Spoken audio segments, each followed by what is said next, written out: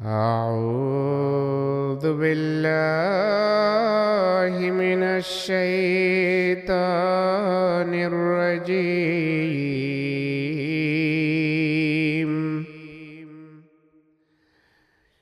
بسم الله الرحمن الرحيم.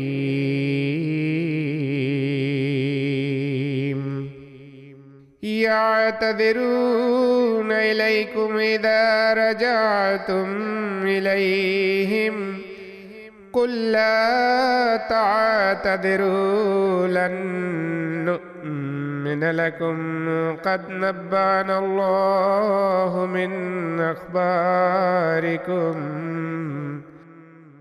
وسيرى الله عملكم ورسوله ثم تردون إلى عالم الغيب والشهادة فينبئكم بما كنتم تعملون.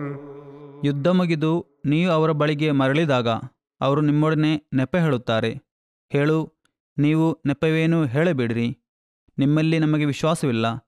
ನಿಮ್ಮ ಬಗ್ಗೆ ಅಲ್ಲಾಹನು ನಮಗೆ ಅರಿವು ನೀಡಿದ್ದಾನೆ. ಅಲ್ಲಾಹನು ಮತ್ತು ಅವನ ಸಂದೇಶವಾಹಕ ನಿಮ್ಮ ನಡತೆಯನ್ನು ವೀಕ್ಷಿಸುವರು. ಆ ಬಳಿಕ ನಿಮ್ಮನ್ನು ಗೋಚರ ಅಗೋಚರಗಳನ್ನು ತಿಳಿಯುವವನ ಬಳಿಗೆ ಮರಳಿಸಲಾಗುವುದು. ಆಗ ಅವನು ನಿಮ್ಮ ಕೃತ್ಯಗಳ ಬಗ್ಗೆ ನಿಮಗೆ ತಿಳಿಸಿಕೊಡುವನು. سيحلفون بالله لكم إذا انقلبتم إليهم لتعرضوا عنهم فأعرضوا عنهم إنهم رجس ومأواهم جهنم جزاء بما كانوا يكسبون. ನೀವು ಅವರ ಬಳಿಗೆ ಮರಳಿದಾಗ ನೀವು ಅವರನ್ನು ಬಿಟ್ಟು ಬಿಡಲಿಕ್ಕಾಗಿ ಅವರು ನಿಮ್ಮೊಡನೆ ಅಲ್ಲಾಹನ ಆಣೆ ಹಾಕುತ್ತಾರೆ. ಆದ್ದರಿಂದ ಅವರನ್ನು ಬಿಟ್ಟು ಬಿಡಿರಿ. ದಿಟವಾಗಿಯೂ ಅವರು ಅಶುದ್ಧರು. ಅವರ ವಾಸಸ್ಥಳ ನರಕವಾಗಿದೆ. ಅವರ ಕೃತ್ಯಗಳ ಪ್ರತಿಫಲ. يحلفون لكم لترضوا عنهم فإن ترضوا عنهم فإن الله لا يرضى عن القوم الفاسقين. ನೀವು ಅವರ ಬಗ್ಗೆ ಸಂತುಷ್ಟರಾಗಲಿಕ್ಕಾಗಿ ಅವರು ಆಣೆ ಹಾಕುವರು. ನೀವು ಅವರ ಬಗ್ಗೆ ಸಂತುಷ್ಟರಾದರೂ ಅಲ್ಲಾಹನು ಧಿಕ್ಕಾರಿಗಳಾದ ಜನರ ಬಗ್ಗೆ ಸಂತುಷ್ಟನಾಗಲಾರ. الأعراب أشد كفرا ونفاقا وأجدر ألا يعلموا حدود ما أنزل الله على رسوله والله عليم حكيم. ಮರಳುಗಾಡಿನ ಅರಬರು ಅವಿಶ್ವಾಸದಲ್ಲೂ ಕಾಪಟ್ಯದಲ್ಲೂ ಅತಿ ಕಠಿಣರು.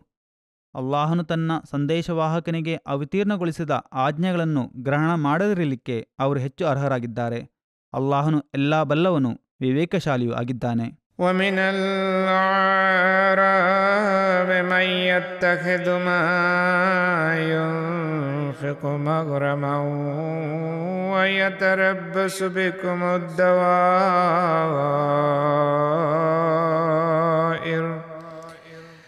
عليهم دائرة السوء والله سميع عليم. ಅಲ್ಲಾಹನ ಮಾರ್ಗದಲ್ಲಿ ಖರ್ಚು ಮಾಡುವುದು ನಷ್ಟವೆಂದು ಭಾವಿಸುವ ಕೆಲವರು ಸಹ ಆ ಮರಳುಗಾಡಿನ ನಿವಾಸಿಗಳಾದ ಅರಬರ ಪೈಕಿಯಲ್ಲಿದ್ದಾರೆ. ನಿಮ್ಮ ಮೇಲೆ ಆಪತ್ತುಗಳು ಬಂದೆರಗಲಿಕ್ಕಾಗಿ ಅವರು ಕಾತರದಿಂದ ಕಾಯುತ್ತಾರೆ. ಆದರೆ ಅವರ ಮೇಲೆಯೇ ಆಪತ್ತು ಬಂದೆರಗುವುದು. ಅಲ್ಲಾಹನು ಎಲ್ಲವನ್ನೂ ಆಲಿಸುವವನು, ಎಲ್ಲ ಬಲ್ಲವನು ಆಗಿದ್ದಾನೆ. ومن الأعراب من يؤمن بالله واليوم الآخر ويتخذ ما ينفق قربات عند الله ويتخذ ما ينفق قربات عند الله وصلوات الرسول ألا إنها قربة لهم سيدخلهم الله في رحمته إن الله غفور رحيم. ಅಲ್ಲಾಹನಲ್ಲೂ ಅಂತ್ಯದಿನದಲ್ಲೂ ವಿಶ್ವಾಸವಿಡುವ ಮತ್ತು ತಾವು ಖರ್ಚು ಮಾಡುವುದು ಅಲ್ಲಾಹನ ಸಾಮೀಪ್ಯವನ್ನು ಗಳಿಸಲಿಕ್ಕೂ ಪ್ರವಾದಿಯ ಪ್ರಾರ್ಥನೆಯ ಫಲವನ್ನು ಪಡೆಯಲಿಕ್ಕೂ ಆಗಿದೆ ಎಂದು ಗಣಿಸುವ ಕೆಲವರು ಸಹ ಆ ಮರಳುಗಾಡಿನ ಅರಬರ ಪೈಕಿಯಲ್ಲಿದ್ದಾರೆ. ತಿಳಿಯಿರಿ, ಖಂಡಿತವಾಗಿಯೂ ಅವರಿಗೆ ಅಲ್ಲಾಹನ ಸಾಮೀಪ್ಯ ಲಭಿಸುವುದು. ಅಲ್ಲಾಹನು ಶೀಘ್ರವೇ ಅವರನ್ನು ತನ್ನ ಕರುಣೆಗೊಳಪಡಿಸುವನು. ನಿಶ್ಚಯವಾಗಿಯೂ ಅಲ್ಲಾಹನು ಕ್ಷಮಾಶೀಲನೂ ಕಾರುಣ್ಯನಿಧಿಯೂ ಆಗಿದ್ದಾನೆ. والسابقون الأولون من المهاجرين والأنصار والذين اتبعوهم بإحسان رضي الله عنهم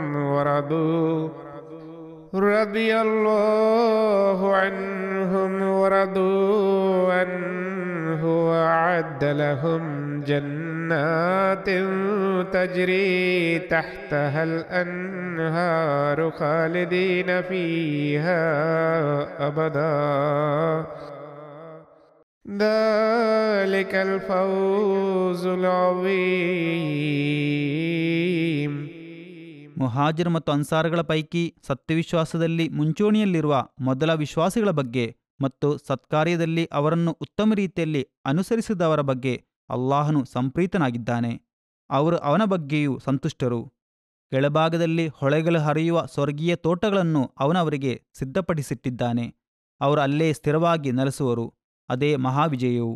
وممن حولكم من الأعراب منافقون ومن أهل المدينة مردوا على النفاق لا تعلمهم نحن نعلمهم سنعذبهم مرتين ثم يردون إلى عذاب عظيم. ನಿಮ್ಮ ಸುತ್ತಮುತ್ತಲಿರುವ ಮರಳುಗಾಡಿನ ಅರಬರಲ್ಲೂ ಮದೀನಾ ನಿವಾಸಿಗಳಲ್ಲೂ ಕೆಲವು ಕಪಟ ವಿಶ್ವಾಸಿಗಳಿದ್ದಾರೆ. ಅವರು ಕಪಟತನದಲ್ಲೇ ದೃಢವಾಗಿ ನಿಲ್ಲುತ್ತಾರೆ. ನೀನು ಅವರನ್ನು ಅರಿತಿಲ್ಲ, ನಾವು ಅವರನ್ನು ಬಲ್ಲವು. 2 ಸಲ ನಾವು ಅವರನ್ನು ಶಿಕ್ಷಿಸುವವು, ಅನಂತರ ಅವರನ್ನು ಕಠಿಣವಾದ ಶಿಕ್ಷೆಗೆ ಮರಳಿಸಲಾಗುವುದು. وآخرون اعترفوا بذنوبهم خلطوا عملا صالحا وآخر سيئا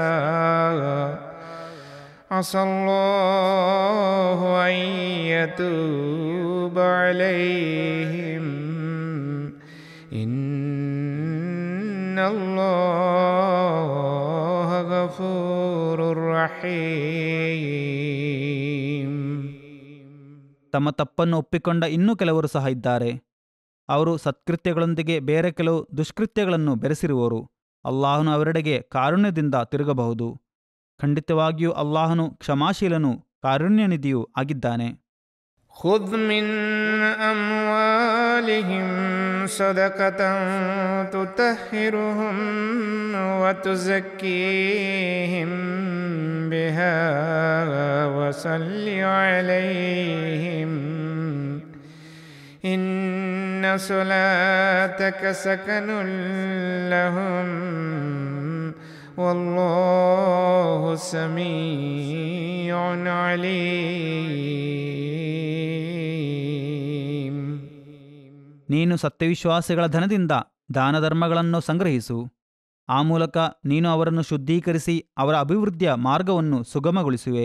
ನೀನು ಅವರಿಗೋಸ್ಕರ ಪ್ರಾರ್ಥನೆಯನ್ನು ಸಹ ಮಾಡು. ಖಂಡಿತವಾಗಿಯೂ ನಿನ್ನ ಪ್ರಾರ್ಥನೆ ಅವರಿಗೆ ಮನಃಶಾಂತಿಯನ್ನು ನೀಡುವುದು. ಅಲ್ಲಾಹನು ಪ್ರಾರ್ಥನೆಗಳನ್ನು ಚೆನ್ನಾಗಿ ಕೇಳುವವನು, ಎಲ್ಲ ಬಲ್ಲವನು ಆಗಿದ್ದಾನೆ. ألم يعلموا أن الله هو يقبل التوبة عن عباده ويأخذ الصدقات وأن الله هو التواب الرحيم. ಅಲ್ಲಾಹನೇ ತನ್ನ ಭಕ್ತ ಜನರಿಂದ ಪಶ್ಚಾತ್ತಾಪವನ್ನು ಸ್ವೀಕರಿಸುವವನು, ದಾನಧರ್ಮಗಳನ್ನು ಸ್ವೀಕೃತ ಮಾಡುವವನು, ಮಾತ್ರವಲ್ಲ ಅಲ್ಲಾಹನೇ ಅತಿ ಕ್ಷಮಾಶೀಲನು, ಕಾರುಣ್ಯನಿಧಿಯೂ ಆಗಿದ್ದಾನೆಂದು ಅವರಿಗೆ ಮನವರಿಕೆಯಾಗಿಲ್ಲವೇ? وقل اعملوا فسيرى الله عملكم ورسوله والمؤمنون وستردون إلى عالم الغيب والشهادة فينبئكم بما كنتم تعملون. ಹೇಳು, ನೀವು ನಿಮ್ಮ ಸ್ಥಾನಕ್ಕನುಸಾರವಾಗಿ ವರ್ತಿಸಿರಿ. ಅಲ್ಲಾಹನು, ಅವನ ಸಂದೇಶವಾಹಕನು, ಸತ್ಯವಿಶ್ವಾಸಿಗಳು ನಿಮ್ಮ ವರ್ತನೆಯನ್ನು ವೀಕ್ಷಿಸುವವರು. ಗೋಚರ ಅಗೋಚರ ವಿಚಾರಗಳನ್ನು ಬಲ್ಲವನ ಬಳಿಗೆ ನೀವು ಮರಳಿಸಲ್ಪಡುವಿರಿ.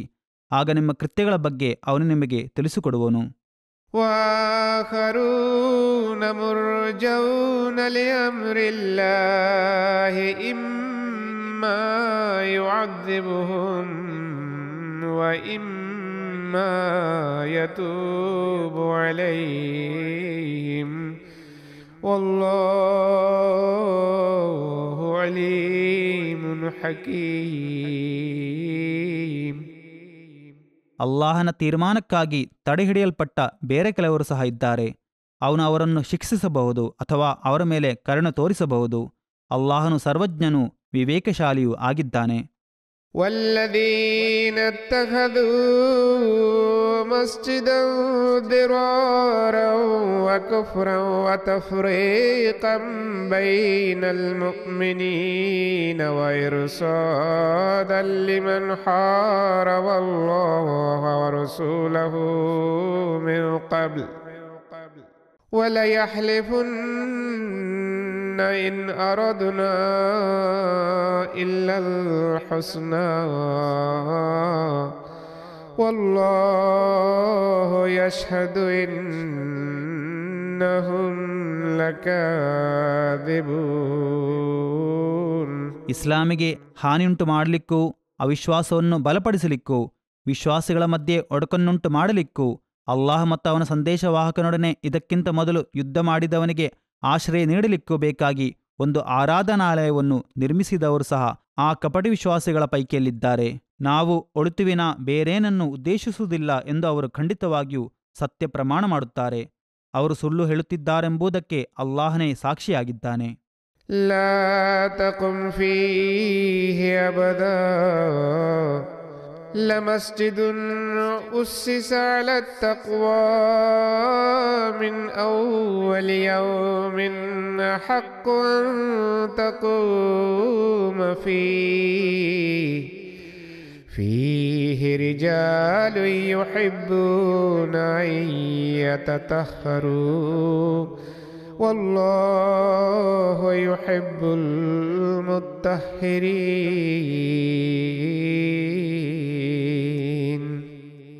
ನೀನೆಂದಿಗೂ ಅದರಲ್ಲಿ ನಮಾಜ್ ಮಾಡಲು ನಿಲ್ಲಬಾರದು.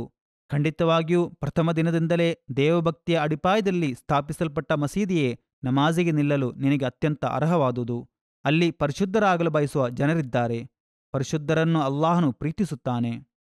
ಅಫಮನ್ ಅಸ್ಸಸ ಬುನ್ಯಾನಹು ಅಲಾ ತಕ್ವಾ ಮಿನಲ್ಲಾಹಿ ವರಿದ್ವಾನಿನ್ ಖೈರುನ್ ಅಮ್ಮನ್ ಅಸ್ಸಸ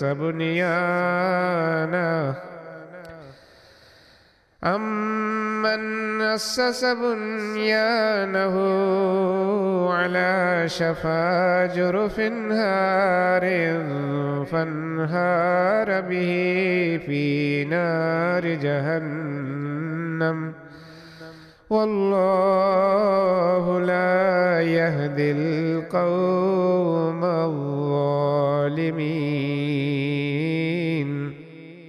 ಅಲ್ಲಾಹನೊಡನಿರುವ ಭಯಭಕ್ತಿ ಮತ್ತು ಅವನ ಸಂಪ್ರೀತಿಯ ಮೇಲೆ ತನ್ನ ಕಟ್ಟಡದ ಶಂಕುಸ್ಥಾಪನೆ ಮಾಡಿದವನು ಉತ್ತಮನೋ, ಅಥವಾ ಕುಸಿದು ಬೀಳುವ ಮರಳ ದಿಣ್ಣೆಯ ಮೇಲೆ ಅಡಿಪಾಯ ಹಾಕಿ ತಾನೂ ಅದರೊಂದಿಗೆ ನರಕಾಗ್ನಿಯಲ್ಲಿ ಬೀಳುವವನು ಉತ್ತಮನೋ?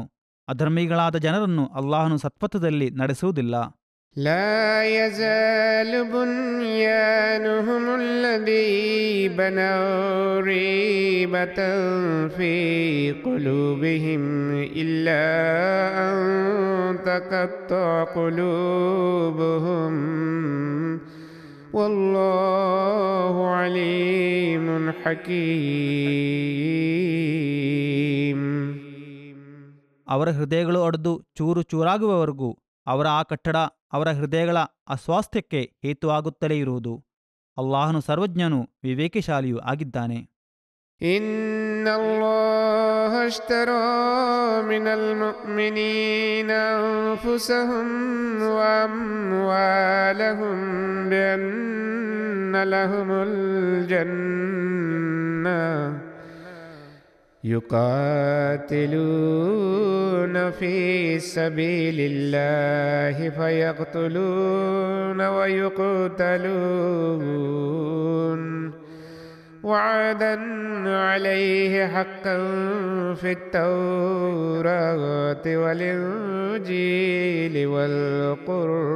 والقرآن ومن أوفى بعهده من الله فاستبشروا ببيعكم الذي بايعتم به وذلك هو الفوز العظيم.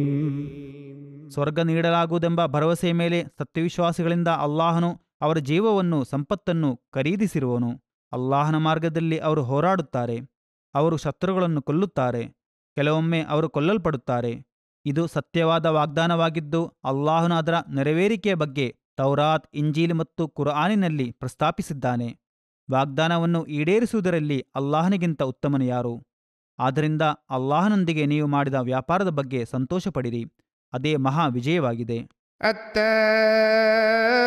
التائبون العابدون الحامدون السائحون الراكعون الساجدون الآمرون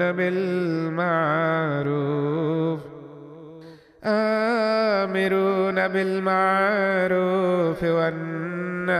والناهون عن المنكر والحافظون لحدود الله وبشر المؤمنين. ಅವರು ಪಶ್ಚಾತ್ತಾಪಪಟ್ಟು ಅಲ್ಲಾಹನೆಡೆಗೆ ಮರಳುವವರು, ಅಲ್ಲಾಹನನ್ನು ಆರಾಧಿಸುವವರು, ಅಲ್ಲಾಹನ ಸ್ತುತಿಕೀರ್ತನೆ ಮಾಡುವವರು, ವ್ರತಾನುಷ್ಠಾನ ಮಾಡುವವರು, ನಮಿಸುವವರು, ಸಾಷ್ಟಾಂಗ ಪ್ರಣಾಮ ಮಾಡುವವರು, ಒಳಿತನ್ನು ಉಪದೇಶಿಸುವವರು, ಕೆಡುಕನ್ನು ತಡೆಯುವವರು, ಅಲ್ಲಾಹನ ಕಟ್ಟುಕಟ್ಟಳೆಗಳನ್ನು ಪಾಲಿಸುವವರು ಆಗಿದ್ದಾರೆ. ಸತ್ಯವಿಶ್ವಾಸಿಗಳಿಗೆ ನೀನು ಶುಭವಾರ್ತೆಯನ್ನು ತಿಳಿಸು. ما كان للنبي والذين آمنوا أن يستغفروا للمشركين ولو كانوا أولي قربى من بعد ما تبين لهم أنهم أصحاب الجحيم. ಬಹುದೇವಾರಾಧಕರು ಅವರ ನಿಕಟ ಸಂಬಂಧಿಕರಾಗಿದ್ದರು. ಅವರು ನರಕವಾಸಿಗಳೆಂದು ಸ್ಪಷ್ಟವಾದ ಬಳಿಕ ಅವರ ಪಾಪ ವಿಮುಕ್ತಿಗೋಸ್ಕರ ಪ್ರಾರ್ಥಿಸುವುದು ಪ್ರವಾದಿಗಾಗಲಿ ಸತ್ಯವಿಶ್ವಾಸಿಗಳಿಗಾಗಲಿ ಭೂಷಣವಲ್ಲ. وما كان استغفار إبراهيم لأبيه إلا عن موعدة وعدها إياه فلما تبين له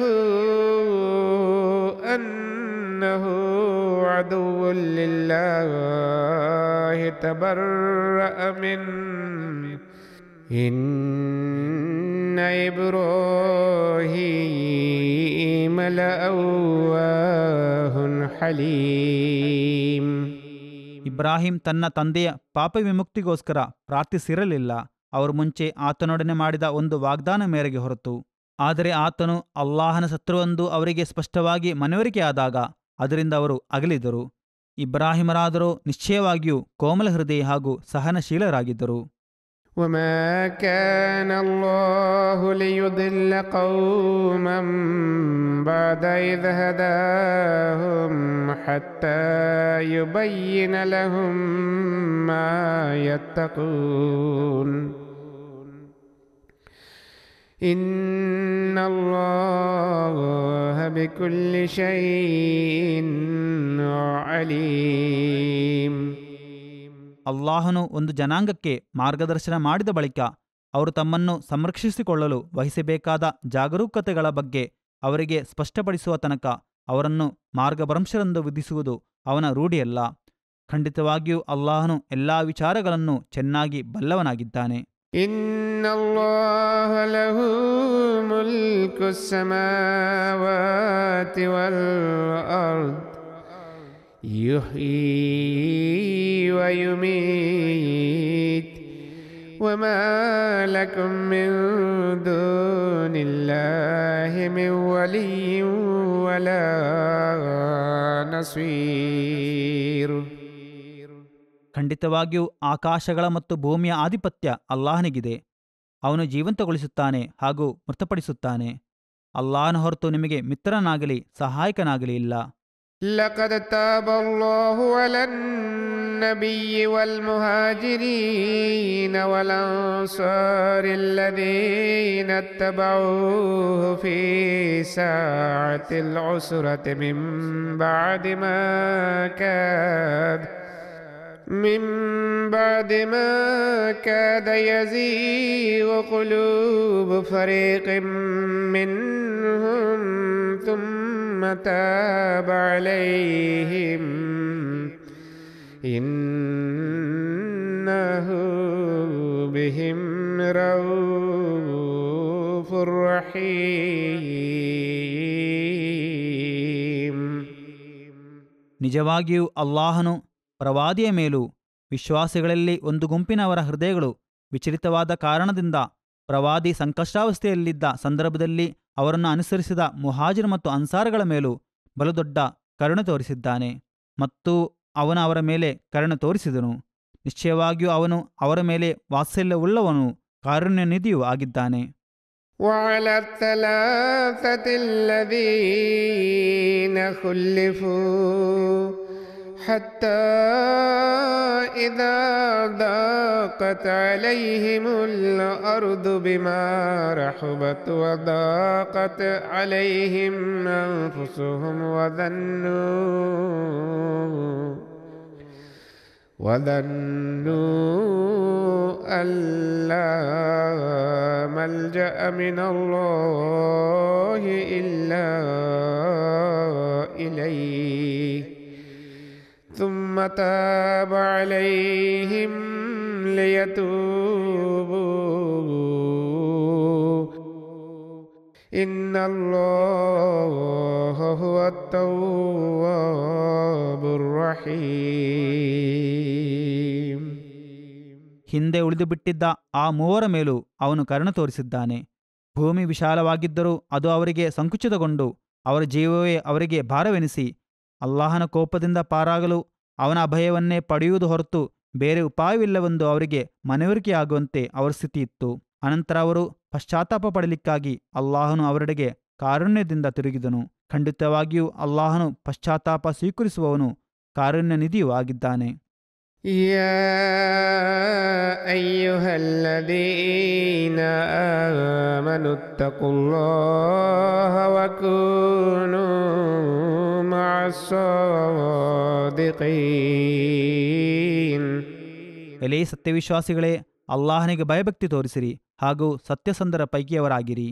ما كان لأهل المدينة ومن حولهم من الأعراب أن يتخلفوا عن رسول الله ولا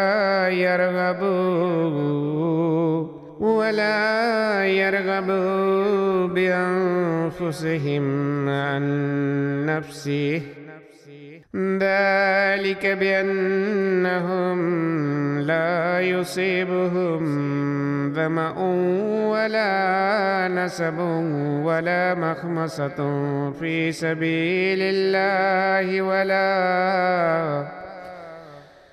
ولا يطؤون موطئا يغيظ الكفار ولا ينالون من عدو نيلا إلا كتب لهم به عمل صالح إن الله لا يضيع أجر المحسنين. ಅಲ್ಲಾಹನ ಸಂದೇಶವಾಹಕರನ್ನು ಬಿಟ್ಟು ಹಿಂದೆ ಸರಿಯುವುದು ಅಥವಾ ಅವರ ಜೀವವನ್ನು ಲಕ್ಷಿಸದೆ ತಮ್ಮ ಜೀವದ ಬಗ್ಗೆ ಹೆಚ್ಚು ಲಕ್ಷ್ಯ ಕೊಡುವುದು ಮದೀನಾದ ನಿವಾಸಿಗಳಿಗೂ ಅವರ ಸುತ್ತಮುತ್ತಲಿರುವ ಇತರ ಮರುಭೂಮಿ ನಿವಾಸಿಗಳಿಗೂ ಯೋಗ್ಯವಲ್ಲ.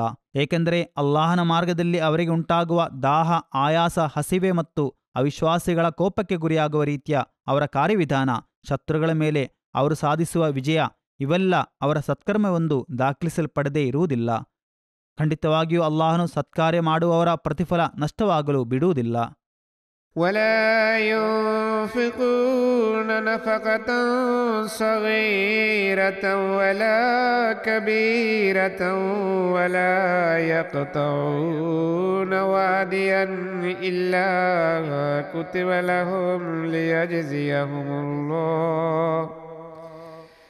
ليجزيهم الله أحسن ما كانوا يعملون. ಅದೇ ಪ್ರಕಾರ ಅಲ್ಲಾಹನ ಮಾರ್ಗದಲ್ಲಿ ಮಾಡುವ ಕಿರಿದೋ ಹಿರಿದೋ ಆದ ಅವರ ಧನವ್ಯಯ ಮತ್ತು ಅವರು ಮಾಡುವ ಕಣಿವೆ ಮಾರ್ಗದ ಪ್ರಯಾಣ ಇವು ಸಹ ಅವರಿಗೋಸ್ಕರ ದಾಖಲಿಸಲ್ಪಡದೇ ಇರುವುದಿಲ್ಲ. ಇದು ಅವರ ಕೃತ್ಯಗಳಿಗೆ ಅಲ್ಲಾಹನು ಅವರಿಗೆ ಉತ್ತಮ ಪ್ರತಿಫಲವನ್ನು ನೀಡಲಿಕ್ಕೋಸ್ಕರವಾಗಿದೆ. وما كان المؤمنون لينفروا كافة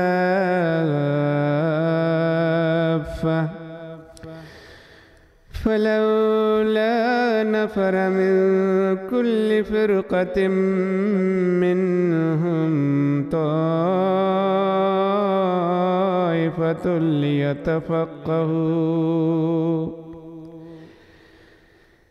ليتفقهوا في الدين ولينذروا قومهم إذا رجعوا إليهم لعلهم يحذرون. ಎಲ್ಲರೂ ಒಟ್ಟಿಗೆ ಧರ್ಮ ಕಾರ್ಯಗಳನ್ನು ಕಲಿಸಲಿಕ್ಕಾಗಿ ಹೊರಟು ಹೋಗುವುದು ಸತ್ಯವಿಶ್ವಾಸಿಗಳಿಗೆ ಸಾಧ್ಯವಿಲ್ಲ. ಆದರೆ ಅವರ ಪೈಕಿ ಪ್ರತಿಯೊಂದು ಪಂಗಡದಿಂದಲೂ ಒಂದೊಂದು ತಂಡ ಧಾರ್ಮಿಕ ಜ್ಞಾನವನ್ನು ಚೆನ್ನಾಗಿ ಗಳಿಸಲಿಕ್ಕೂ ತಮ್ಮ ಜನರೆಡೆಗೆ ಮರಳಿ ಬಂದರೆ ಕೆಡುಕಿನಿಂದ ರಕ್ಷಿಸಿಕೊಳ್ಳಲು ಅವರನ್ನು ಎಚ್ಚರಿಸಲಿಕ್ಕೂ ಹೊರಡುವುದಿಲ್ಲವೇಕೆ? ಯಾ ಅಯ್ಯುಹಲ್ಲದೀನ ಆಮನೂ ಕಾತಿಲುಲ್ಲದೀನ ಯಲೂನಕುಂ ಮಿನಲ್ ಕುಫಾರಿ ವಲ್ಯಜಿದೂ ಫೀಕುಂ ಗಿಲ್ವ واعلموا أن الله مع المتقين. ಎಲೆ ಸತ್ಯವಿಶ್ವಾಸಿಗಳೇ, ಅವಿಶ್ವಾಸಿಗಳ ಪೈಕಿ ನಿಮ್ಮ ಹತ್ತಿರವಿರುವವರೊಡನೆ ಯುದ್ಧ ಮಾಡಿರಿ, ಅವರು ನಿಮ್ಮ ದಾರ್ಢ್ಯವನ್ನು ಕಾಣಲಿ. ಖಂಡಿತವಾಗಿಯೂ ಅಲ್ಲಾಹನು ಭಯಭಕ್ತಿ ತೋರಿಸುವವರ ಜತೆಗಿದ್ದಾನೆಂದು ತಿಳಿದುಕೊಳ್ಳಿರಿ. وَإِذَا مَا أُنزِلَتْ سُورَةٌ فَمِنْهُمْ مَنْ يَقُولُ أَيُّكُمْ زَادَتْهُ هَذِهِ إِيمَانًا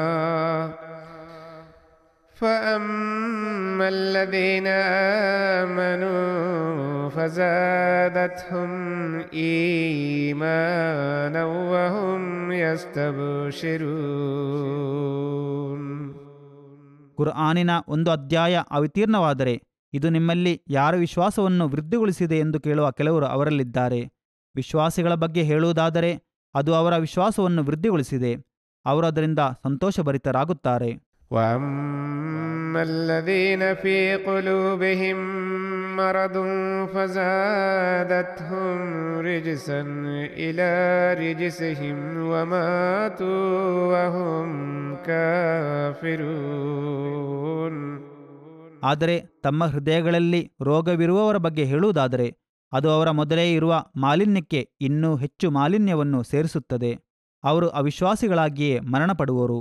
أولا يرون أنهم يفتنون في كل عام مرة أو مرتين ثم لا يتوبون ولا هم يذكرون. ತಾವು ಪ್ರತಿವರ್ಷ ಒಂದೋ ಎರಡೋ ಸಲ ಪರೀಕ್ಷಿಸಲ್ಪಡುತ್ತಿರುವುದಾಗಿ ಅವರು ಕಾಣುವುದಿಲ್ಲವೇ? ಆದರೂ ಅವರು ಪಶ್ಚಾತ್ತಾಪ ಪಡುವುದಿಲ್ಲ, ಪಾಠ ಕಲಿಯುವುದೂ ಇಲ್ಲ.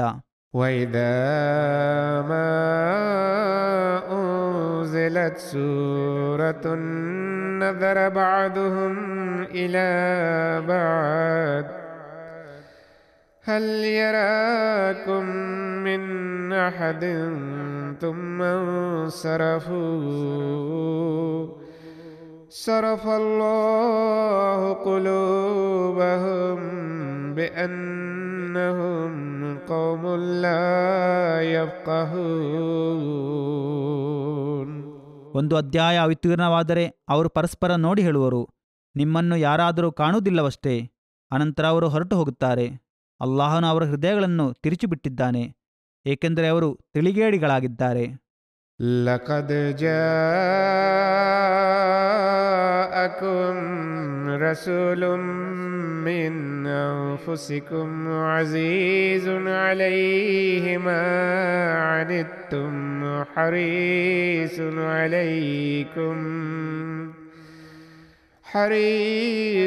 عليكم بالمؤمنين رؤوف رحيم. ನಿಜವಾಗಿಯೂ ನಿಮ್ಮ ಬಳಿಗೆ ನಿಮ್ಮಿಂದಲೇ ಇರುವ ಒಬ್ಬ ಸಂದೇಶವಾಹಕನ ಆಗಮನವಾಗಿದೆ. ನೀವು ಕಷ್ಟಕ್ಕೀಡಾಗುವುದು ಅವರನ್ನು ವ್ಯಾಕುಲಗೊಳಿಸುತ್ತದೆ. ಅವರು ನಿಮ್ಮ ಕ್ಷೇಮಾಭಿವೃದ್ಧಿಯನ್ನು ಹೃತ್ಪೂರ್ವಕವಾಗಿ ಆಶಿಸುವವರಾಗಿದ್ದಾರೆ. ಸತ್ಯವಿಶ್ವಾಸಿಗಳ ಮೇಲೆ ಅವರಿಗೆ ಕನಿಕರವೂ ದಯೆಯೂ ಇದೆ.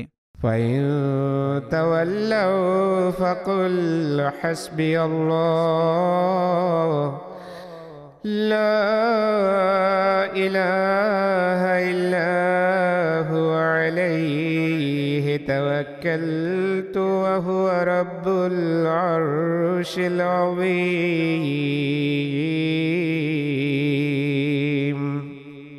ಹಾಗಿದ್ದು ಅವರು ಮುಖ ತಿರುಗಿಸಿ ಹೋದರೆ ಹೇಳು, ನನಗೆ ಅಲ್ಲಾಹನು ಸಾಕು, ಅವನ ಹೊರತು ಬೇರೆ ಆರಾಧನೆಯಿಲ್ಲ. ನಾನು ಅವನ ಮೇಲೆ ಭರವಸೆ ಇಡುತ್ತೇನೆ, ಅವನು ಮಹತ್ತಾದ ಸಿಂಹಾಸನದ ಪ್ರಭುವಾಗಿದ್ದಾನೆ. ಬಿಸ್ಮಿಲ್ಲಾಹಿರ್ ರಹ್ಮಾನಿರ್ ರಹೀಮ್.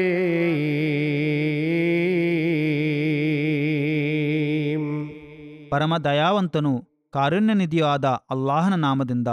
ಅಲಿಫ್ ಲಾಮ್ ರಾ ತಿಲ್ಕ ಆಯಾತುಲ್ ಕಿತಾಬಿಲ್ ಹಕೀಮ್.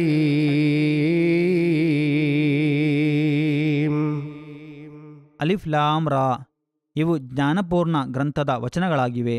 أكان للناس عجبا أن أوحينا إلى رجل منهم أن أنذر الناس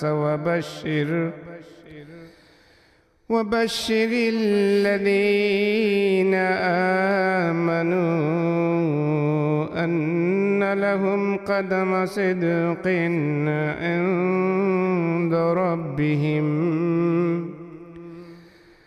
قال الكافرون إن هذا لساحر مبين. ಜನರಿಗೆ ಮುನ್ನೆಚ್ಚರಿಕೆಯನ್ನಿತ್ತು ಸತ್ಯವಿಶ್ವಾಸಿಗಳಿಗೆ ತಮ್ಮ ಪ್ರಭುವಿನ ಬಳಿ ಸತ್ಯದ ಉನ್ನತ ಸ್ಥಾನವಿದೆಯೆಂಬ ಸಂತೋಷವಾರ್ತೆಯನ್ನು ತಿಳಿಸು ಎಂದು ಆಜ್ಞಾಪಿಸುತ್ತಾ ಅವರ ಪೈಕಿ ಒಬ್ಬ ವ್ಯಕ್ತಿಗೆ ನಾವು ದಿವ್ಯ ಸಂದೇಶ ನೀಡಿದುದು ಅವರಿಗೆ ಅಚ್ಚರಿ ಹುಟ್ಟಿಸುತ್ತೆ. ಇವನೊಬ್ಬ ಮಹಾಮಾಂತ್ರಿಕೆಂದು ಅವಿಶ್ವಾಸಿಗಳು ಹೇಳುತ್ತಾರೆ. إن ربكم الله الذي خلق السماوات والأرض في 6 أيام ثم استوى على العرش يدبر الأمر ما من شفيع إلا من بعد إذنه ذلكم الله ربكم فاعبدوه أفلا تذكرون. ಖಂಡಿತವಾಗಿಯೂ ಆಕಾಶಗಳನ್ನು ಭೂಮಿಯನ್ನು 6 ಹಂತಗಳಲ್ಲಿ ಸೃಷ್ಟಿಸಿದ ಅನಂತರ ಸಿಂಹಾಸನದಲ್ಲಿ ಅಸೀನನಾಗಿ ಸರ್ವವನ್ನೂ ನಿಯಂತ್ರಿಸುವವನಾದ ಅಲ್ಲಾಹನೇ ನಿಮ್ಮ ಪ್ರಭುವಾಗಿದ್ದಾನೆ. ಅವನ ಸನ್ನಿಧಿಯಲ್ಲಿ ಅವನ ಅನುಮತಿಯಿಲ್ಲದೆ ಶಿಫಾರಸು ಮಾಡುವವರು ಯಾರೂ ಇಲ್ಲ. ನಿಮ್ಮ ಪ್ರಭುವಾದ ಅಲ್ಲಾಹನು ಅವನೇ ಆಗಿದ್ದಾನೆ. ಅವನನ್ನು ನೀವು ಆರಾಧಿಸಿರಿ. ಏನು ನೀವು ಉಪದೇಶವನ್ನು ಸ್ವೀಕರಿಸುವುದಿಲ್ಲವೇ? ಇಲೈಹಿ ಮರ್ಜಿಉಕುಂ ಜಮೀಆ وعد الله حقا إنه يبدأ الخلق ثم يعيده ليجزي الذين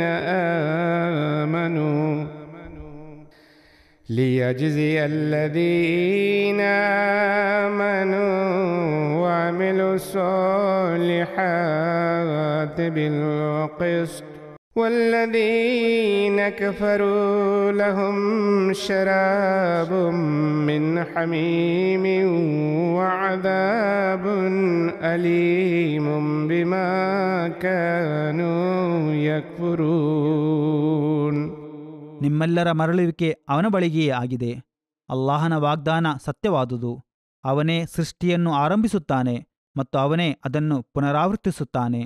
ಸತ್ಯವಿಶ್ವಾಸವನ್ನು ಕೈಗೊಂಡು ಸತ್ಕರ್ಮಗೈಯುವವರಿಗೆ ನ್ಯಾಯಯುತವಾಗಿ ಪ್ರತಿಫಲ ನೀಡಲಿಕ್ಕೋಸ್ಕರ ಅವಿಶ್ವಾಸಿಗಳಿಗೆ ಅವರ ಅವಿಶ್ವಾಸದ ಕಾರಣದಿಂದ ಕುದಿಯುವ ನೀರಿನ ಪಾನಕ ಮತ್ತು ಯಾತನಾಮಯ ಶಿಕ್ಷೆಯಿದೆ. هو الذي جعل الشمس ضياء والقمر نورا وقدره منازل لتعلموا عدد السنين والحساب ما خلق الله ذلك إلا بالحق يفصل الآيات لقوم يعلمون. ಸೂರ್ಯನನ್ನು ಪ್ರಜ್ವಲಿಸುವಂತೆಯೂ ಚಂದ್ರನನ್ನು ಪ್ರತಿಫಲಿಸುವಂತೆಯೂ ಮಾಡಿ ವರ್ಷಗಳ ಎಣಿಕೆ ಮತ್ತು ಕಾಲಗಣನೆಯನ್ನು ನೀವು ತಿಳಿದುಕೊಳ್ಳಲಿಕ್ಕಾಗಿ ಚಂದ್ರನಿಗೆ ವಿವಿಧ ಹಂತಗಳನ್ನು ನಿಶ್ಚಯಿಸಿದವನು ಅವನೇ. ವಿವೇಕಪೂರ್ಣವಾಗಿಯೇ ಅಲ್ಲಾಹನು ಇವನ್ನೆಲ್ಲ ಸೃಷ್ಟಿಸಿರುವನು. ತಿಳುವಳಿಕೆಯುಳ್ಳ ಜನರಿಗೆ ಅವನು ದೃಷ್ಟಾಂತಗಳನ್ನು ವಿವರಿಸುತ್ತಾನೆ. إن في اختلاف الليل والنهار وما خلق الله في السماوات والأرض لآيات لقوم يتقون. ರಾತ್ರಿ ಹಗಲುಗಳ ಪರ್ಯಾಯದಲ್ಲೂ ಆಕಾಶಗಳಲ್ಲಿ ಮತ್ತು ಭೂಮಿಯಲ್ಲಿ ಅಲ್ಲಾಹನು ಸೃಷ್ಟಿಸಿದ ವಸ್ತುಗಳಲ್ಲೂ ಭಯಭಕ್ತಿಯುಳ್ಳ ಜನರಿಗೆ ಖಂಡಿತವಾಗಿಯೂ ಹಲವು ದೃಷ್ಟಾಂತಗಳಿವೆ.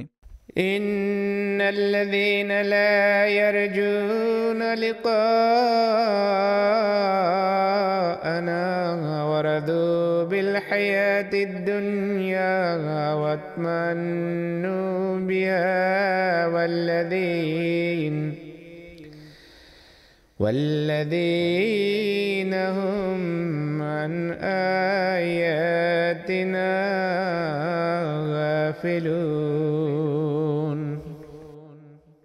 ಯಾರು ನಮ್ಮೊಂದಿಗಿನ ಭೇಟಿಯನ್ನು ನಿರೀಕ್ಷಿಸುವುದಿಲ್ಲವೋ ಮತ್ತು ಐಹಿಕ ಜೀವಿತದಲ್ಲಿ ತೃಪ್ತಿ ಹೊಂದಿ ಅದರಲ್ಲೇ ಸಮಾಧಾನ ಪಟ್ಟುಕೊಂಡಿರುವವರೋ ಮತ್ತು ಯಾರು ನಮ್ಮ ದೃಷ್ಟಾಂತಗಳ ಬಗ್ಗೆ ನಿರ್ಲಕ್ಷ್ಯರಾಗಿರುವರೋ أولئك مأواهم النار بما كانوا يكسبون. ಅಂತಹ ಜನರ ವಾಸಸ್ಥಳ ನರಕವಾಗಿದೆ. ಇದು ಅವರು ಎಸಗಿದ ಕೃತ್ಯದ ಫಲವಾಗಿದೆ. إن الذين آمنوا وعملوا الصالحات يهديهم ربهم بإيمانهم تجري من تحتهم الأنهار في جنات النعيم. ವಿಶ್ವಾಸ ಹೊಂದಿ ಸತ್ಕರ್ಮಗಳನ್ನು ಮಾಡುವವರಿಗೆ ಅವರ ಸತ್ಯವಿಶ್ವಾಸದ ಕಾರಣದಿಂದ ಅವರ ಪ್ರಭು ಅವರಿಗೆ ನೇರ ಮಾರ್ಗವನ್ನು ತೋರಿಸುವನು. ಕೆಳಭಾಗದಲ್ಲಿ ಹೊಳೆಗಳು ಹರಿಯುವ ಸುಖಾನುಭೂತಿಯ ಸ್ವರ್ಗೀಯ ತೋಟಗಳು ಅವರಿಗಿವೆ. دعواهم فيها سبحانك اللهم وتحيتهم فيها سلام وآخر دعواهم أن الحمد لله رب العالمين. ಅಲ್ಲಿ ಅವರ ಪ್ರಾರ್ಥನೆ ಅಲ್ಲಾಹನೇ, ನಾವು ನಿನ್ನ ಪರಿಶುದ್ಧತೆಯನ್ನು ಕೊಂಡಾಡುತ್ತೇವೆ ಎಂದಾಗಿದೆ. ಅಲ್ಲಿ ಅವರ ಶುಭಾಶಯ ಸಲಾಂ ಎಂದಾಗಿದೆ. ಸರ್ವಸ್ತುತಿಗಳು ಸರ್ವಲೋಕ ಪರಿಪಾಲಕನಾದ ಅಲ್ಲಾಹನಿಗೆಂದು ಹೇಳಿ ಅವರು ಪ್ರಾರ್ಥನೆಯನ್ನು ಕೊನೆಗೊಳಿಸುತ್ತಾರೆ. ولو يعجل الله للناس الشر استعجالهم بالخير لقضي إليهم أجلهم فنذر الذين لا يرجون لقاءنا في طغيانهم يعمهون. ಧನ ಸಂಪಾದನೆಗಾಗಿ ಮನುಷ್ಯರು ತೊರೆಗೊಳ್ಳುವ ಪ್ರಕಾರ ಅವರಿಗೆ ತಮ್ಮ ದುಷ್ಕೃತ್ಯಗಳ ದುಷ್ಫಲವನ್ನು ನೀಡಲು ಅಲ್ಲಾಹನು ಸಹ ತೊರೆ ಮಾಡಿದ್ದರೆ ಅವರ ಜೀವಿತಾವಧಿ ಎಷ್ಟೋ ಮುಂಚೆಯೇ ಅವರಿಗೆ ಕೊನೆಗೊಳ್ಳುತ್ತಿತ್ತು. ಆದರೆ ನಮ್ಮ ಭೇಟಿಯನ್ನು ನಿರೀಕ್ಷಿಸದವರನ್ನು ಅವರ ಅತಿಕ್ರಮದಲ್ಲಿ ಅಲೆದಾಡಲು ನಾವು ಬಿಟ್ಟು ಬಿಡುತ್ತೇವೆ. وإذا مس الإنسان الضر دعانا لجنبه أو قاعدا أو قائما فلما كشفنا عنه ضره مر كأن لم يدعنا إلى ضر مسه كذلك زين للمسرفين ما كانوا يعملون. ಮನುಷ್ಯನಿಗೆ ವಿಪತ್ತು ಬಂದೆರಗಿದರೆ ಅವನು ತನ್ನ ಪಾರ್ಶ್ವಗಳಲ್ಲಿ ಮಲಗಿಕೊಂಡಾಗಲಿ ಕುಳಿತುಕೊಂಡಾಗಲಿ ನಿಂತುಕೊಂಡಾಗಲಿ ನಮ್ಮನ್ನು ಕರೆದು ಪ್ರಾರ್ಥಿಸುತ್ತಾನೆ.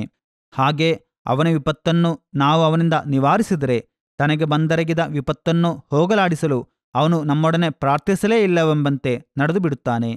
ಹೀಗೆ ಅತಿವರ್ತಿಗಳಿಗೆ ಅವರ ವರ್ತನೆ ಮನೋಹರವಾಗಿ ತೋರಿಸಲ್ಪಡಲಾಗಿದೆ. ولقد أهلكنا القرون من قبلكم لما ظلموا وجاءتهم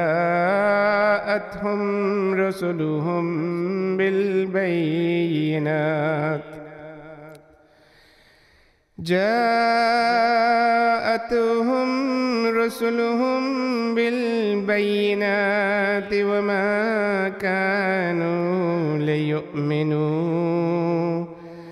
كذلك نجزي القوم المجرمين. ನಿಮಗಿಂತ ಮೊದಲು ಹಲವು ಪೀಳಿಗೆಗಳನ್ನು ಅವರು ಅಕ್ರಮಗೈದಾಗ ನಾವು ನಾಶಪಡಿಸಿದ್ದೇವೆ. ಸ್ಪಷ್ಟವಾದ ದೃಷ್ಟಾಂತಗಳ ಸಹಿತ ಅವರ ಪ್ರವಾದಿಗಳು ಅವರ ಬಳಿಗೆ ಬಂದಿದ್ದರು, ಆದರೆ ಅವರು ನಂಬಿರಲಿಲ್ಲ.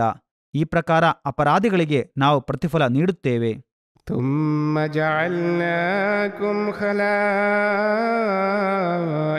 في الأرض من بعدهم لننظر كيف تعملون. ಅನಂತರ ನೀವು ಹೇಗೆ ವರ್ತಿಸುವಿರೆಂದು ನೋಡಲಿಕ್ಕಾಗಿ ಅವರ ಬಳಿಕ ನಿಮ್ಮನ್ನು ನಾವು ಭೂಮಿಯಲ್ಲಿ ಉತ್ತರಾಧಿಕಾರಿಗಳಾಗಿ ಮಾಡಿರುವೆವು. وإذا تتلى عليهم آياتنا بينات قال الذين لا يرجون لقاءنا ائت بقرآن غير هذا أو بدل قل ما يكون لي أن أبدله من تلقاء نفسي إن أتبع إلا ما يوحى إلي إني أخاف إن عصيت ربي عذاب يوم عظيم. ನಮ್ಮ ಸ್ಪಷ್ಟವಾದ ವಚನಗಳನ್ನು ಅವರಿಗೆ ಓದಿ ಹೇಳಿದಾಗ ನಮ್ಮ ಭೇಟಿಯನ್ನು ನಿರೀಕ್ಷಿಸದವರು ಹೇಳುತ್ತಾರೆ, ಇದಲ್ಲದೆ ಬೇರೊಂದು ಕುರ್ಆನನ್ನು ತಾ, ಅಥವಾ ಇದರಲ್ಲಿ ಬದಲಾವಣೆ ಮಾಡು. ಹೇಳು, ನನ್ನ ಇಷ್ಟಾನುಸಾರ ಇದರಲ್ಲಿ ಬದಲಾವಣೆ ಮಾಡಲು ನನಗೆ ಸಾಧ್ಯವಿಲ್ಲ. ನನಗೆ ಅವತೀರ್ಣವಾದುದನ್ನು ಮಾತ್ರವೇ ನಾನು ಅನುಸರಿಸುತ್ತೇನೆ. ನನ್ನ ಪ್ರಭುವಿನ ಆಜ್ಞೆಯನ್ನು ನಾನು ಧಿಕ್ಕರಿಸಿದರೆ ಒಂದು ಘೋರವಾದ ದಿನದ ಶಿಕ್ಷೆಯನ್ನು ನಾನು ಭಯಪಡುತ್ತೇನೆ. قل لو شاء الله ما تلوته عليكم ولا أدراكم به فقد لبثت فيكم عمرا من قبله أفلا تعقلون. ಹೇಳು, ಇದರ ಬದಲಿಗೆ ಬೇರೊಂದು ಅಧ್ಯಾಪನವನ್ನು ನೀಡಬೇಕೆಂದು ಅಲ್ಲಾಹನು ಉದ್ದೇಶಿಸಿದ್ದರೆ ಇದನ್ನು ನಿಮಗೆ ನಾನು ಓದಿ ಹೇಳುತ್ತಿರಲಿಲ್ಲ. ಅವನು ನಿಮಗೆ ಅದರ ಕುರಿತು ತಿಳಿಸಿಕೊಡುತ್ತಲೂ ಇರಲಿಲ್ಲ. ಇದಕ್ಕೆ ಮುಂಚೆ ಒಂದು ದೀರ್ಘಕಾಲ ನಾನು ನಿಮ್ಮ ಮಧ್ಯೆ ಜೀವಿಸುತ್ತಿದ್ದನಲ್ಲವೇ? ಆದರೂ ನೀವು ಮನವರಿಕೆ ಮಾಡುವುದಿಲ್ಲವೇ? فمن أظلم ممن افترى على الله كذبا أو كذب بآياته إنه لا يفلح المجرمون. ಅಲ್ಲಾಹನ ನಾಮದಲ್ಲಿ ಸುಳ್ಳು ಸೃಷ್ಟಿಸುವವನಿಗಿಂತ ಅಥವಾ ಅವನ ದೃಷ್ಟಾಂತಗಳನ್ನು ಸುಳ್ಳಾಗಿಸುವವನಿಗಿಂತ ದೊಡ್ಡ ಅತಿಕರ್ಮಿ ಬೇರೆ ಯಾರು? ಖಂಡಿತವಾಗಿಯೂ ಅಪರಾಧಿಗಳು ವಿಜಯ ಗಳಿಸಲಾರರು. وَيَعْبُدُونَ مِن دُونِ اللَّهِ مَا لَا يَضُرُّهُمْ وَلَا يَنفَعُهُمْ وَيَقُولُونَ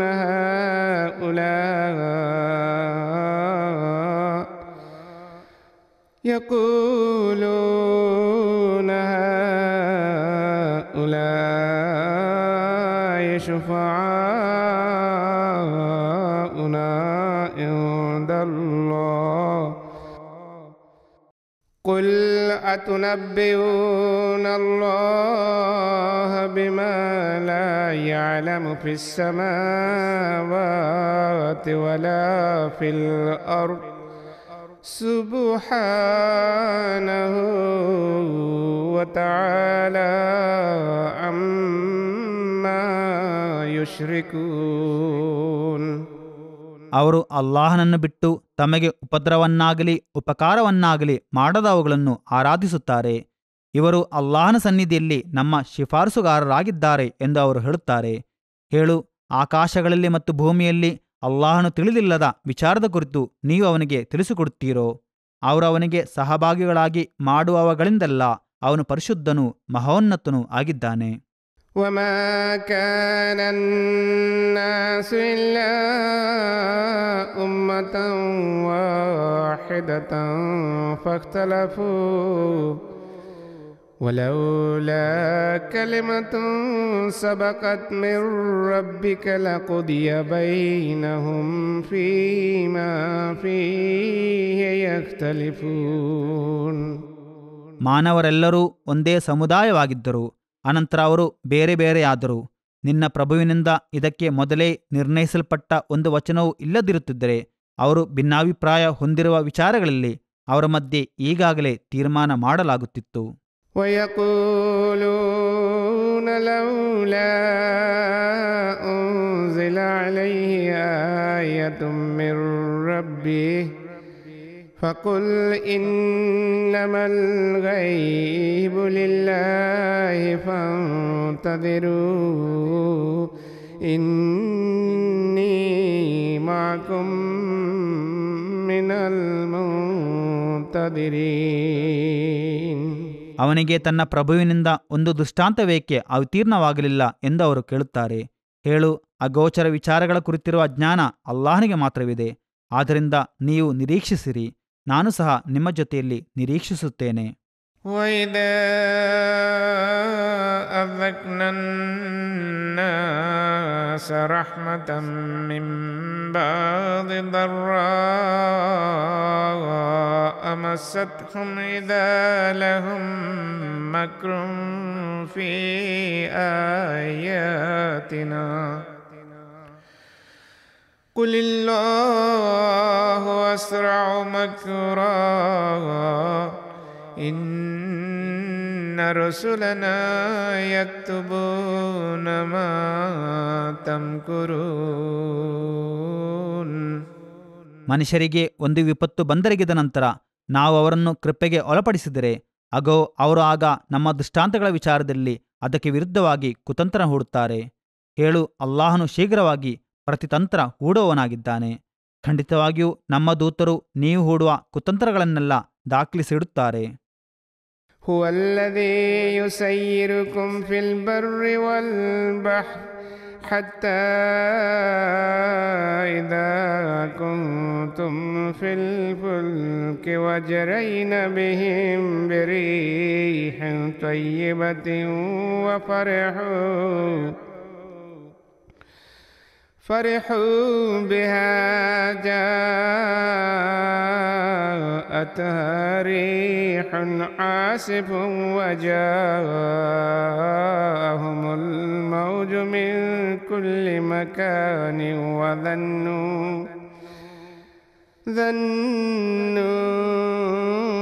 أنهم أحيط بهم دعوا الله مخلصين له الدين لئن أنجيتنا من هذه لنكونن من الشاكرين.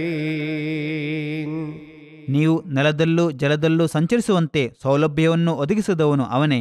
ನೀವು ಹಡಗುಗಳಲ್ಲಿ ಪ್ರಯಾಣಿಸುವಾಗ ಅವುಗಳು ಅವರ ಸಹಿತ ಅನುಕೂಲಕರ ಗಾಳಿಯಿಂದ ಸಂಚರಿಸುವಾಗ ಅವರು ಸಂತೋಷಭರಿತರಾಗುತ್ತಾರೆ. ಅಷ್ಟರಲ್ಲಿ ಅವುಗಳು ಬಿರುಗಾಳಿಗೆ ತುತ್ತಾಗಿ ಎಲ್ಲಾ ಕಡೆಗಳಿಂದ ಸಮುದ್ರದ ತೆರೆಗಳು ಆವರಿಸುತ್ತವೆ. ತಮ್ಮ ನಾಶ ಸಮೀಪಿಸಿತೆಂದು ಅವರು ಭಾವಿಸುತ್ತಾರೆ. ಆಗ ಅವರು ತಮ್ಮ ಅನುಸರಣೆಯನ್ನು ಅಲ್ಲಾಹನಿಗೆ ಮಾತ್ರ ಮೀಸಲಾಗಿಟ್ಟು ಅವನಿಗೆ ಹೀಗೆ ಮೊರೆಯಿಡುತ್ತಾರೆ, ಇದರಿಂದ ನೀನು ನಮ್ಮನ್ನು ರಕ್ಷಿಸಿದರೆ ನಾವು ಖಂಡಿತವಾಗಿಯೂ ನಿನಗೆ ಕೃತಜ್ಞತೆಯುಳ್ಳವರಾಗುವೆವು.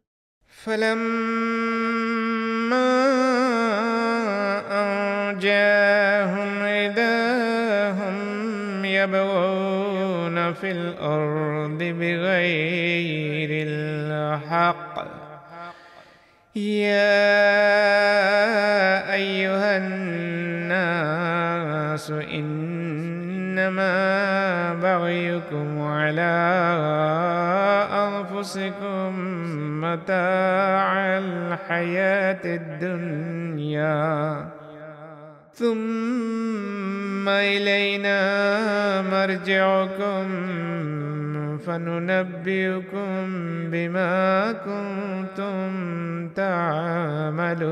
تعملون. ಆದರೆ ಅವನು ಅವರನ್ನು ರಕ್ಷಿಸಿದಾಗ ಆಗೋ ಅವರು ಭೂಮಿಯಲ್ಲಿ ಅನ್ಯಾಯವಾಗಿ ಅತಿಕ್ರಮವೆಸಗುತ್ತಾರೆ. ಎಲೇ ಮನುಷ್ಯರೇ, ನಿಮ್ಮ ಅತಿರೇಕ ವರ್ತನೆ ನಿಮ್ಮ ವಿರುದ್ಧವೇ ಆಗಿದೆ. ಐಹಿಕ ಜೀವನದ ತಾತ್ಕಾಲಿಕ ಸುಖಭೋಗ, ಅನಂತರ ನಮ್ಮ ಬಳಿಗೆ ನಿಮ್ಮ ಮರಳುವಿಕೆ.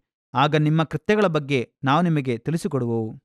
إنما مثل الحياة الدنيا كماء أنزلناه من السماء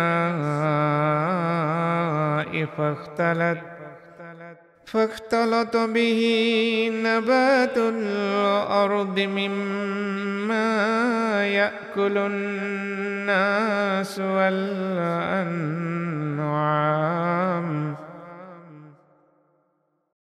حتى إذا أخذت الأرض زخرفها وزينت وظن أهلها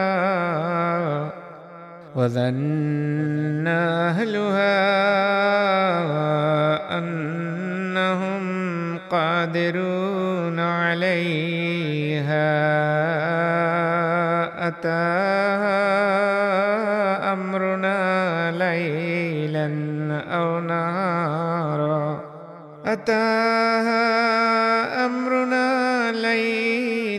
أو نهارا فجعلناها حصيدا كأن لم تغن بالأمس كذلك نفصل الآيات لقوم يتفكرون. ಐಹಿಕ ಜೀವನದ ಸಾಮ್ಯತೆ ಈ ರೀತಿಯಾಗಿದೆ. ನಾವು ಆಕಾಶದಿಂದ ಜಲ ಸುರಿಸಿದೆವು. ಮನುಷ್ಯರು ಮತ್ತು ಜಾನುವಾರುಗಳು ಭಕ್ಷಿಸುವ ಭೂಮಿಯ ಉತ್ಪನ್ನಗಳು ಅದರಿಂದ ಬೆಳೆದವು. ಹಾಗೆ ಭೂಮಿ ಶೋಭಿತವಾಗಿಯೂ ಮನೋಹರವಾಗಿಯೂ ಮಾರ್ಪಟ್ಟಾಗ ಅದರ ಮಾಲೀಕರು ತಮಗೆ ಅದರ ಮೇಲೆ ಸಂಪೂರ್ಣವಾದ ಅಧಿಕಾರವಿದೆಯೆಂದು ಭಾವಿಸಿದರು. ಆಗ ರಾತ್ರಿ ಅಥವಾ ಹಗಲು ಹಠಾತ್ತನೆ ನಮ್ಮ ವಿಧಿ ಜಾರಿಯಾಗುತ್ತದೆ. ಹಾಗೆ ಹಿಂದಿನ ದಿನ ಅದು ಅಲ್ಲಿ ಇದ್ದಿಲ್ಲವೆಂದು ತೋಚುವಂತೆ ನಾವು ಅದನ್ನು ನಿರ್ನಾಮ ಮಾಡಿದೆವು. ಚಿಂತನಶೀಲರಿಗೆ ಹೀಗೆ ನಾವು ದೃಷ್ಟಾಂತಗಳನ್ನು ವಿವರಿಸಿಕೊಡುತ್ತೇವೆ.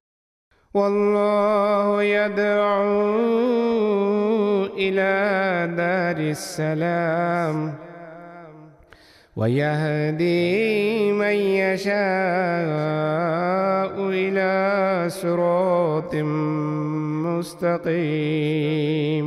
ಅಲ್ಲಾಹನು ಶಾಂತಿಯ ನೆಲೆವೀಡಿಗೆ ಆಹ್ವಾನಿಸುತ್ತಾನೆ. ತಾನು ಇಚ್ಛಿಸುವವರನ್ನು ಅವನು ನೇರವಾದ ಮಾರ್ಗದೆಡೆಗೆ ನಡೆಸುತ್ತಾನೆ. للذين أحسنوا الحسنى وزيادة ولا يرحق وجوههم قتر ولا ذلة أولئك أصحاب الجنة هم فيها خالدون. ಸತ್ಕರ್ಮಗೈಯುವವರಿಗೆ ಅತ್ಯುತ್ತಮ ಪ್ರತಿಫಲವಿದೆ. ಹೆಚ್ಚು ಅನುಗ್ರಹಗಳು ಸಹ ಇವೆ. ಅಂಧಕಾರ ಅವರ ಮುಖಗಳನ್ನು ಆವರಿಸಲಾರದು. ಅವಮಾನಕ್ಕೆ ಅವರು ಗುರಿಯಾಗಲಾರರು. ಅವರು ಸ್ವರ್ಗವಾಸಿಗಳಾಗಿದ್ದಾರೆ. ಅಲ್ಲೇ ಅವರು ಚಿರಕಾಲ ವಾಸಿಸುವರು. والذين كسبوا السيئات جزاء سيئة بمثلها وترهقهم ذلة ما لهم من الله من عاصم كأنما أغشيت وجوههم قطعا من الليل مظلما أولئك أصحاب النار هم فيها خالدون. ದುಷ್ಕರ್ಮಿಗಳಿಗೆ ಅವರ ದುಷ್ಕೃತ್ಯದ ಶಿಕ್ಷೆ ಅದಕ್ಕೆ ತುಲ್ಯವಾಗಿರುತ್ತದೆ. ಅಪಮಾನ ಅವರನ್ನು ಆವರಿಸುವುದು. ಅಲ್ಲಾಹನ ಶಿಕ್ಷೆಯಿಂದ ಅವರನ್ನು ರಕ್ಷಿಸಲು ಯಾರೂ ಇಲ್ಲ. ಅವರ ಮುಖಗಳು ರಾತ್ರಿಯ ಅಂಧಕಾರದ ಕಲೆಗಳಿಂದ ಆವರಿಸಲ್ಪಟ್ಟಂತೆ ಇರುವವು. ಅವರು ನರಕವಾಸಿಗಳಾಗಿದ್ದಾರೆ. ಅಲ್ಲೇ ಅವರು ದೀರ್ಘಕಾಲ ವಾಸಿಸುವರು. ويوم نحشرهم جميعا ثم نقول للذين أشركوا مكانكم أنتم وشركاؤكم فزيلنا بينهم وقال شركاؤهم ما كنتم إيانا تعبدون. ಅವರೆಲ್ಲರನ್ನೂ ಒಟ್ಟುಗೂಡಿಸೋ ದಿನದಂದು ನಮಗೆ ಸಹಭಾಗಿಗಳನ್ನು ಕಲ್ಪಿಸಿದವರೊಡನೆ ನಾವು ಹೇಳುವವು, ನೀವು ಮತ್ತು ದೇವತ್ವದ ನಿಮ್ಮ ಸಹಭಾಗಿಗಳು ನಿಮ್ಮ ಸ್ಥಾನದಲ್ಲಿ ನಿಲ್ಲಿರಿ. ಅನಂತರ ನಾವು ಅವರನ್ನು ಬೇರ್ಪಡಿಸುವವು. ಅವರ ಸಹಭಾಗಿಗಳು ಹೇಳುವರು, ನೀವು ನಮ್ಮನ್ನು ಆರಾಧಿಸುತ್ತಿರಲಿಲ್ಲ. فكفى بالله شهيدا بيننا وبينكم إن كنا عن عبادتكم لغافلين. ನಮ್ಮ ನಿಮ್ಮ ಮಧ್ಯೆ ಅಲ್ಲಾಹನೇ ತಕ್ಕ ಸಾಕ್ಷಿಯಾಗಿದ್ದಾನೆ. ನಿಮ್ಮ ಆರಾಧನೆಯ ಬಗ್ಗೆ ನಮಗೆ ಖಂಡಿತವಾಗಿಯೂ ಅರಿವಿಲ್ಲ. هنالك تبلو كل نفس ما أسلفت وردوا إلى الله مولاهم الحق وضل عنهم ما كانوا يفترون. ಅಲ್ಲಿ ಪ್ರತಿಯೊಂದು ಆತ್ಮಕ್ಕೆ ಅದರ ಪೂರ್ವಕೃತ್ಯದ ಬಗ್ಗೆ ಮನವರಿಕೆಯಾಗುವುದು. ಅವರ ನಿಜವಾದ ಒಡೆಯನಾದ ಅಲ್ಲಾಹನ ಬಳಿಗೆ ಅವರು ಹಿಂತಿರುಗಿಸಲ್ಪಡುವರು. ಅವರು ಸುಳ್ಳಾಗಿ ಸೃಜಿಸಿದ್ದೆಲ್ಲ ಅವರನ್ನು ಬಿಟ್ಟು ಹೋಗುವವು. قل من يرزقكم من السماء والأرض أمن يملك السمع والأبصار ومن يخرج الحي من الميت ويخرج الميت من الحي ومن يدبر الأمر فسيقولون الله فقل أفلا تتقون. ಹೇಳು, ಆಕಾಶದಿಂದ ಮತ್ತು ಭೂಮಿಯಿಂದ ನಿಮಗೆ ಆಹಾರ ನೀಡುವವನು ಯಾರು? ಅಥವಾ ನಿಮ್ಮ ಕಿವಿಗಳನ್ನು ಕಣ್ಣುಗಳನ್ನು ನಿಯಂತ್ರಿಸುವವನು ಯಾರು? ನಿರ್ಜೀವಿಯಿಂದ ಸಜೀವಿಯನ್ನು, ಸಜೀವಿಯಿಂದ ನಿರ್ಜೀವಿಯನ್ನು ಹೊರತರುವವನು ಯಾರು? ಎಲ್ಲ ಕಾರ್ಯಗಳನ್ನು ಸುವ್ಯವಸ್ಥೆಗೊಳಿಸುವವನು ಯಾರು? ಹಾಗಾದರೆ ನೀವೇಕೆ ಭಯಭಕ್ತಿಯುಳ್ಳವರಾಗುವುದಿಲ್ಲ ಎಂದು ನೀನು ಕೇಳು. ಫದಲಿಕುಮುಲ್ಲಾಹು ರಬ್ಬುಕುಮುಲ್ ಹಕ್ فماذا بعد الحق إلا الضلال فأنى تصرفون. ಆ ನಿಮ್ಮ ನಿಜವಾದ ಒಡೆಯ ಅಲ್ಲಾಹನೇ ಆಗಿದ್ದಾನೆ. ಸತ್ಯವನ್ನು ಬಿಟ್ಟರೆ ನಂತರ ಮಾರ್ಗಭ್ರಂಶತೆಯಲ್ಲದೆ ಇನ್ನೇನಿದೆ? ಹಾಗಿರುವಾಗ ಸತ್ಯವನ್ನು ಬಿಟ್ಟು ನೀವು ಎತ್ತ ಕಡೆ ಕೊಂಡೊಯ್ಯಲ್ಪಡುತ್ತಿದ್ದೀರಿ. كذلك حقت كلمة ربك على الذين فسقوا أنهم لا يؤمنون. ಹೀಗೆ ಆಜ್ಞೋಲ್ಲಂಘಕರಾದ ಜನರು ನಂಬಲಾರರು ಎಂಬ ನಿನ್ನ ಪ್ರಭುವಿನ ವಚನ ಅವರ ಕುರಿತು ಸತ್ಯವಾಗಿ ಸಾಬೀತಾಗಿದೆ. قل هل من شركائكم من يبدأ الخلق ثم يعيده قل الله يبدأ الخلق ثم يعيده فأنى تؤفكون. ಹೇಳು, ಸೃಷ್ಟಿಯನ್ನು ಆರಂಭಿಸಿ ಮತ್ತು ಅದನ್ನು ಪುನರಾವರ್ತಿಸುವ ಯಾರಾದರೂ ನಿಮ್ಮ ದೇವತ್ವದ ಸಹಭಾಗಿಗಳಲ್ಲಿ ಇರುವರೇ? ಹೇಳು, ಸೃಷ್ಟಿಯನ್ನು ಆರಂಭಿಸುವವನು ಅನಂತರ ಅದನ್ನು ಪುನರಾವರ್ತಿಸುವವನು ಅಲ್ಲಾಹನೇ ಆಗಿದ್ದಾನೆ. ಹಾಗಿರುವಾಗ ಸತ್ಯವನ್ನು ಬಿಟ್ಟು ನೀವು ಎತ್ತ ಕಡೆಗೆ ವ್ಯತಿಚಲಿಸಲ್ಪಡುತ್ತಿದ್ದೀರಿ. قل هل من شركائكم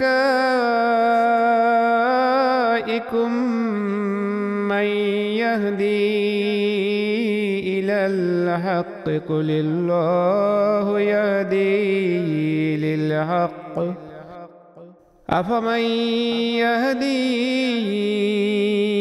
إلى الحق أحق أن يتبع من لا يهدي إلا أن يهدى فما لكم كيف تحكمون. ಹೇಳು, ನಿಮ್ಮ ದೇವತ್ವದ ಸಹಭಾಗಿಗಳಲ್ಲಿ ಸತ್ಯದೆಡೆಗೆ ದಾರಿ ತೋರಿಸುವವರು ಯಾರಾದರೂ ಇದ್ದಾರೆಯೇ? ಹೇಳು, ಸತ್ಯದೆಡೆಗೆ ಮಾರ್ಗದರ್ಶನ ಮಾಡುವವನು ಅಲ್ಲಾಹನೇ ಆಗಿದ್ದಾನೆ. ಹಾಗಿರುವಾಗ ಸತ್ಯದೆಡೆಗೆ ಮಾರ್ಗದರ್ಶನ ಮಾಡುವವನು ಅಥವಾ ಬೇರೆ ಯಾರಾದರೂ ಮಾರ್ಗದರ್ಶನ ಮಾಡದ ವಿನಾ ಸ್ವಯಂ ಸತ್ಪಥದಲ್ಲಿ ನಡೆಯಲು ಅಶಕ್ತನಾದವನು ಯಾರು ಅನುಸರಿಸಲ್ಪಡಲು ಅತ್ಯಂತ ಅರ್ಹನು? ಹಾಗಾದರೆ ನಿಮಗೇನಾಗಿದೆ? ನೀವು ಹೇಗೆ ತೀರ್ಮಾನ ಮಾಡುತ್ತೀರಿ? وما يتبع أكثرهم إلا ظنا إن الظن لا يغني من الحق شيئا إن الله عليم بما يفعلون. ಅವರಲ್ಲಿ ಹೆಚ್ಚಿನವರು ಊಹೆಯನ್ನು ಹೊರತು ಅನುಸರಿಸುವುದಿಲ್ಲ. ಖಂಡಿತವಾಗಿಯೂ ಊಹೆ ಸತ್ಯದ ಬದಲಿಗೆ ಯಾವುದೇ ಪ್ರಯೋಜನಕ್ಕೆ ಬಾರದು. ನಿಶ್ಚಯವಾಗಿಯೂ ಅಲ್ಲಾಹನು ಅವರ ಕೃತ್ಯಗಳನ್ನೆಲ್ಲ ಚೆನ್ನಾಗಿ ಬಲ್ಲವನಾಗಿದ್ದಾನೆ. وما كان هذا القرآن أن يفترى من دون الله ولكن تصديق الذي بين يديه وتفصيل الكتاب لا ريب فيه من رب العالمين. ಈ ಕುರ್ಆನ್ ಅಲ್ಲಾಹನ ಹೊರತು ಬೇರೆ ಯಾರಿಂದಲಾದರೂ ರಚಿತವಾಗಬಹುದಾದ ಗ್ರಂಥವಲ್ಲ. ಬದಲಿಗೆ ಇದಕ್ಕಿಂತ ಮೊದಲಿನ ಗ್ರಂಥಗಳನ್ನು ಸತ್ಯಪಡಿಸುವ ಮತ್ತು ದೈವಿಕ ನಿಯಮಗಳನ್ನು ವಿವರಿಸುವ ಗ್ರಂಥವಾಗಿದೆ. ಇದು ಸರ್ವಲೋಕ ಪರಿಪಾಲಕನಿಂದ ಬಂದುದೆಂಬುದರಲ್ಲಿ ಏನೂ ಸಂಶಯವಿಲ್ಲ. أم يقولون افتراه قل فأتوا بسورة مثله وادعوا من استطعتم من دون الله إن كنتم صادقين. ಅವನದನ್ನು ಸ್ವತಃ ರಚಿಸಿರುವವನು ಎಂದು ಅವರು ಹೇಳುತ್ತಾರೋ? ಹೇಳು, ಹಾಗಾದರೆ ಅದಕ್ಕೆ ಸಮನಾದ ಒಂದು ಅಧ್ಯಾಯವನ್ನು ನೀವು ತನ್ನಿರಿ. ಅಲ್ಲಾಹನ ಹೊರತು ಯಾರನ್ನೆಲ್ಲ ಕರೆಯಲು ಸಾಧ್ಯವಿದೆಯೋ ಅವರನ್ನೆಲ್ಲ ಕರೆದುಕೊಳ್ಳಿರಿ, ನೀವು ಸತ್ಯವಂತರೆಂದಾದರೆ. بل كذبوا بما لم يحيطوا بعلمه ولما يأتهم تأويله كذلك كذب الذين من قبلهم فانظر كيف كان عاقبة الظالمين. ಹಾಗಲ್ಲ, ಅವರಿಗೆ ಪೂರ್ಣ ಜ್ಞಾನವಿಲ್ಲದ ಒಂದು ವಿಚಾರವನ್ನು ಅವರು ಅಲ್ಲಗಳೆಯುತ್ತಾರೆ. ಅದರ ವಾಸ್ತವಿಕತೆಯನ್ನು ಅವರು ಇದುವರೆಗೆ ಮನಗಂಡಿಲ್ಲ. ಇದೇ ಪ್ರಕಾರ ಅವರಿಗೆ ಮುಂಚೆ ಇದ್ದವರು ಸಹ ಅಲ್ಲಗಳೆದಿದ್ದಾರೆ. ದುಷ್ಕರ್ಮಿಗಳ ಅಂತ್ಯ ಹೇಗಾಯಿತೆಂದು ನೋಡು. ومنهم من يؤمن به ومنهم من لا يؤمن به وربك عالم بالمفسدين. ಅವರ ಪೈಕಿ ಅದನ್ನು ನಂಬುವವರು ಕೆಲವರಿದ್ದಾರೆ, ಅವರ ಪೈಕಿ ಅದನ್ನು ನಂಬದವರು ಸಹ ಕೆಲವರಿದ್ದಾರೆ. ಗಲಭೆಕೋರರು ಯಾರೆಂದು ನಿನ್ನ ಪ್ರಭುವಿಗೆ ಚೆನ್ನಾಗಿ ಗೊತ್ತಿದೆ. وإن كذبوك فقل لي عملي ولكم عملكم أنتم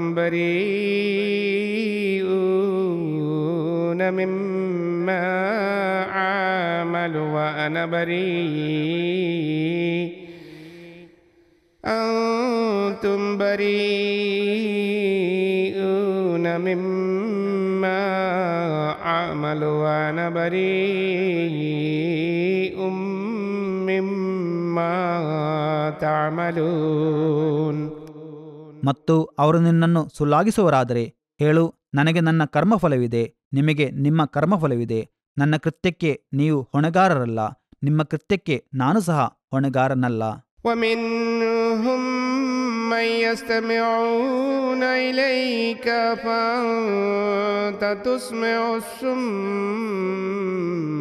ولو كانوا لا يعقلون.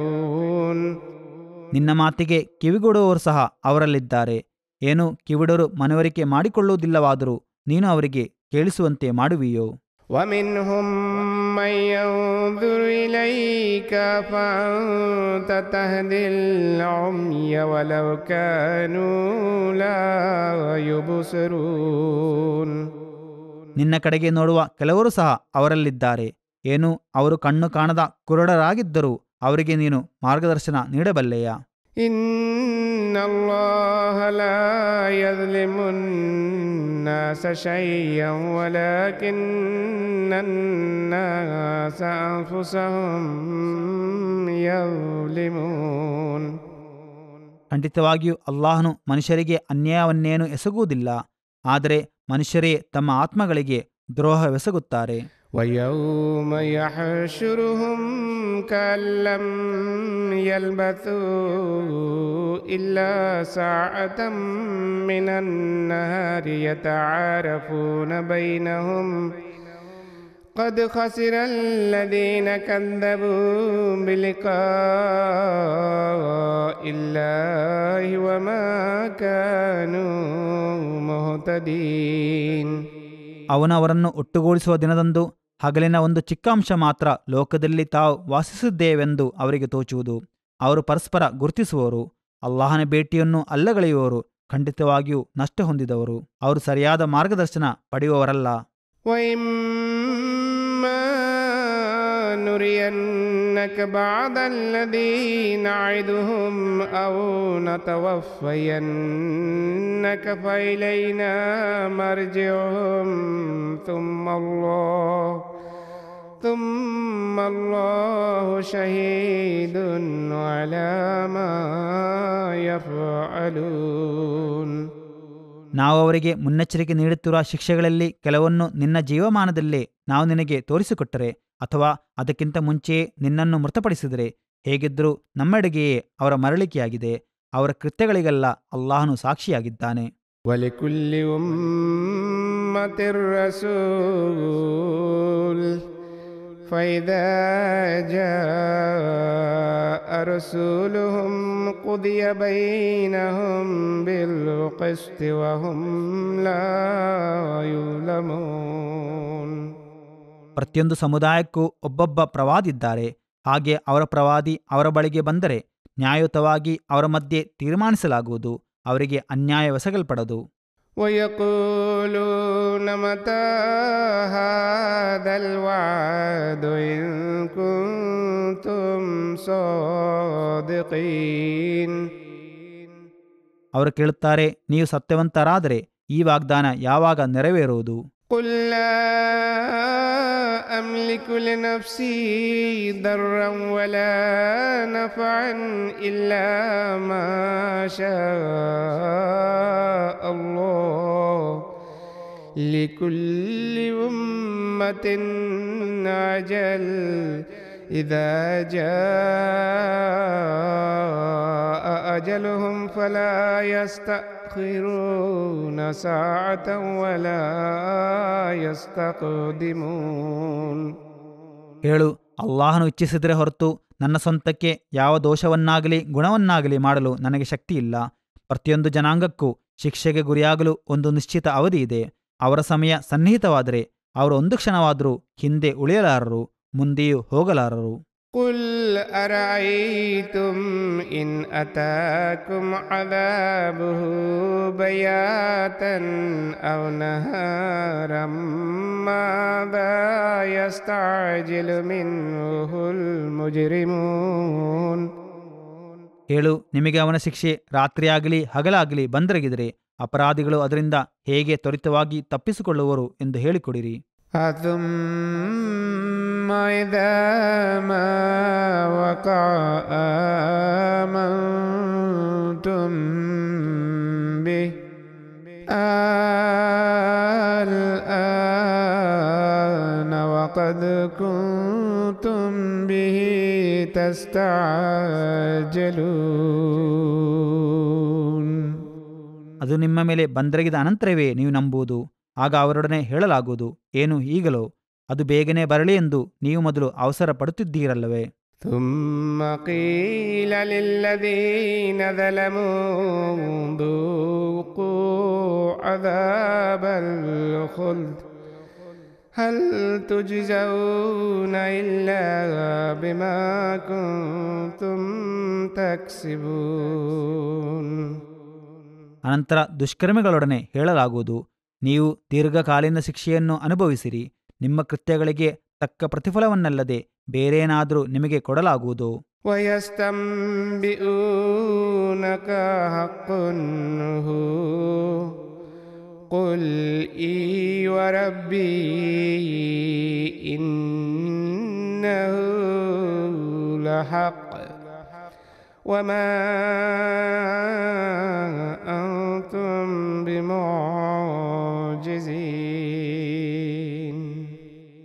ಆ ಶಿಕ್ಷೆ ನಿಜವೇ ಎಂದು ಅವರು ನಿನ್ನೊಡನೆ ಕೇಳುತ್ತಾರೆ. ಹೇಳು, ಹೌದು, ನನ್ನ ಪ್ರಭುವಿನ ಆಣೆ, ಅದು ಖಂಡಿತವಾಗಿಯೂ ನಿಜವೇ ಆಗಿದೆ. ಅದನ್ನು ನಿಷ್ಫಲಗೊಳಿಸಲು ನಿಮ್ಮಿಂದ ಸಾಧ್ಯವಿಲ್ಲ.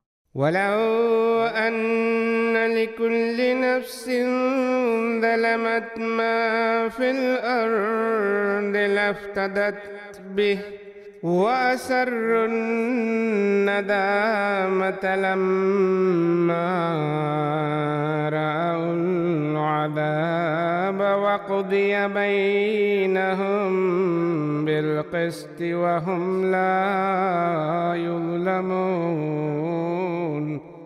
ಅಕ್ರಮವಾಗಿ ವರ್ತಿಸಿದ ಪ್ರತಿಯೊಂದು ಆತ್ಮಕ್ಕೆ ಭೂಮಿಯಲ್ಲಿರುವ ಎಲ್ಲವೂ ಇದ್ದರೆ ಸಹ ಅವನ್ನೆಲ್ಲ ಅದು ಪ್ರಾಯಶ್ಚಿತ್ತವಾಗಿ ನೀಡುತ್ತಿತ್ತು. ಆ ಶಿಕ್ಷೆಯನ್ನು ಕಾಣುವಾಗ ಅವರು ತಮ್ಮ ಮರುಕವನ್ನು ಅಡಗಿಸುವರು. ಅವರ ಮಧ್ಯೆ ನ್ಯಾಯಯುತವಾಗಿ ತೀರ್ಮಾನಿಸಲಾಗುವುದು.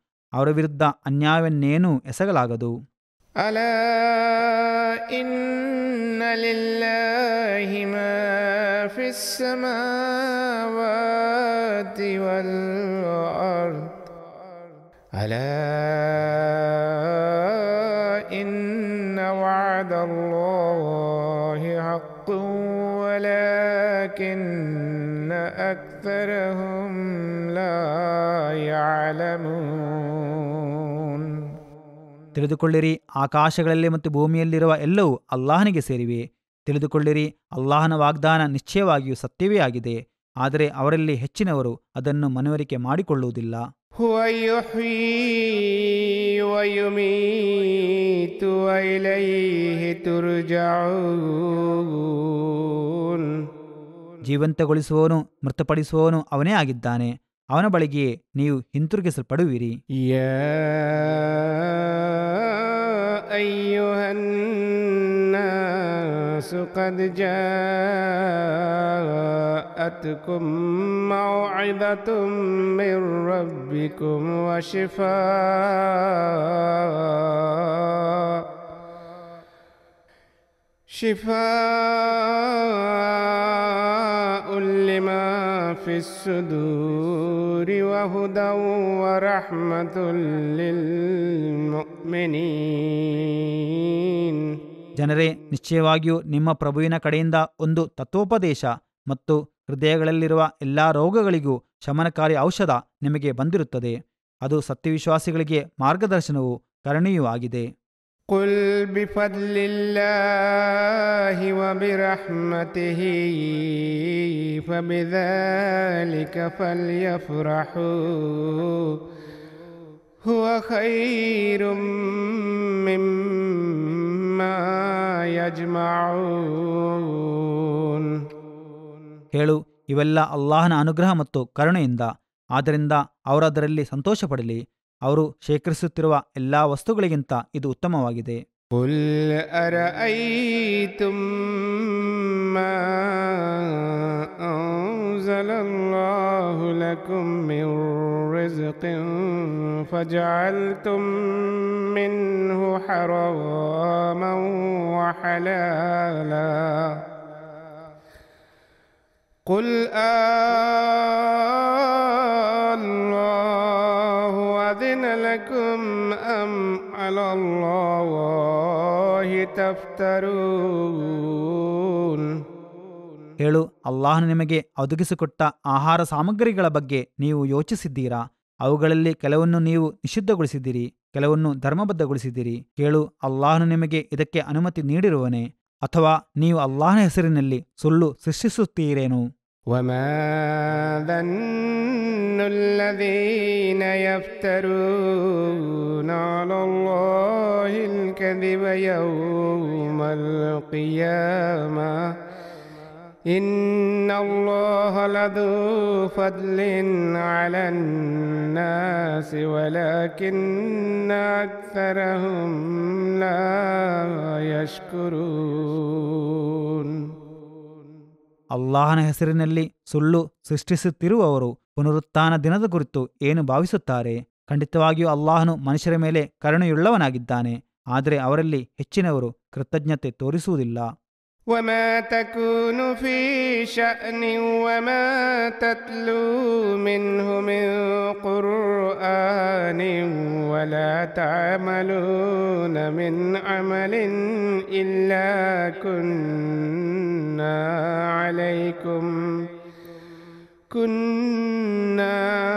عليكم شهودا إذ تفيضون فيه وما يعزب عن ربك من مثقال ذرة في الأرض ولا في السماء ولا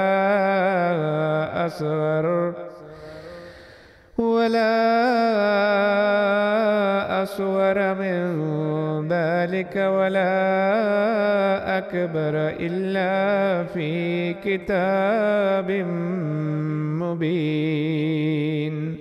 ನೀನು ಯಾವುದಾದರೂ ಕಾರ್ಯದಲ್ಲಿ ನಿರತನಾಗಿದ್ದರೂ, ಅಲ್ಲಾಹನ ಕಡೆಯಿಂದಿರುವ ಕುರ್ಆನಿನ ಯಾವುದೇ ಭಾಗವನ್ನು ಪಾರಾಯಣ ಮಾಡುತ್ತಿದ್ದರೂ, ನೀವು ಯಾವುದೇ ಕೆಲಸ ಮಾಡುತ್ತಿದ್ದರೂ ಅದರಲ್ಲಿ ನೀವು ಮಗ್ನರಾಗಿರುವಾಗಲೆಲ್ಲ ನಿಮಗೆ ನಾವು ಸಾಕ್ಷಿಯಾಗದೆ ಇರುವುದಿಲ್ಲ. ಭೂಮಿಯಲ್ಲಾಗಲಿ ಆಕಾಶದಲ್ಲಾಗಲಿ ಒಂದು ಅಣುವಿನಷ್ಟಾದರೂ ನಿನ್ನ ಪ್ರಭುವಿನಿಂದ ಗೋಪ್ಯವಾಗಿರಲು ಸಾಧ್ಯವಿಲ್ಲ. ಅದಕ್ಕಿಂತ ಚಿಕ್ಕದಾಗಿರಲಿ ದೊಡ್ಡದಾಗಿರಲಿ ಅದು ಸ್ಪಷ್ಟವಾದೊಂದು ಗ್ರಂಥದಲ್ಲಿ ದಾಖಲಿಸಲ್ಪಡುವುದು. ಅಲಾ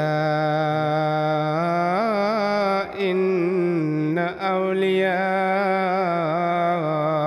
ಅಲ್ಲಾಹಿ ಲಾ ಖೌಫುನ್ ಅಲೈಹಿಂ ವಲಾ ಹುಂ ಯಹ್ಜನೂನ್. ತಿಳಿದುಕೊಳ್ಳಿರಿ, ಖಂಡಿತವಾಗಿಯೂ ಅಲ್ಲಾಹನ ಮಿತ್ರರಿಗೆ ಯಾವುದೇ ಭಯವಿಲ್ಲ, ಅವರು ವ್ಯತಗೊಳ್ಳಲಾರರು. الذين آمنوا وكانوا يتقون.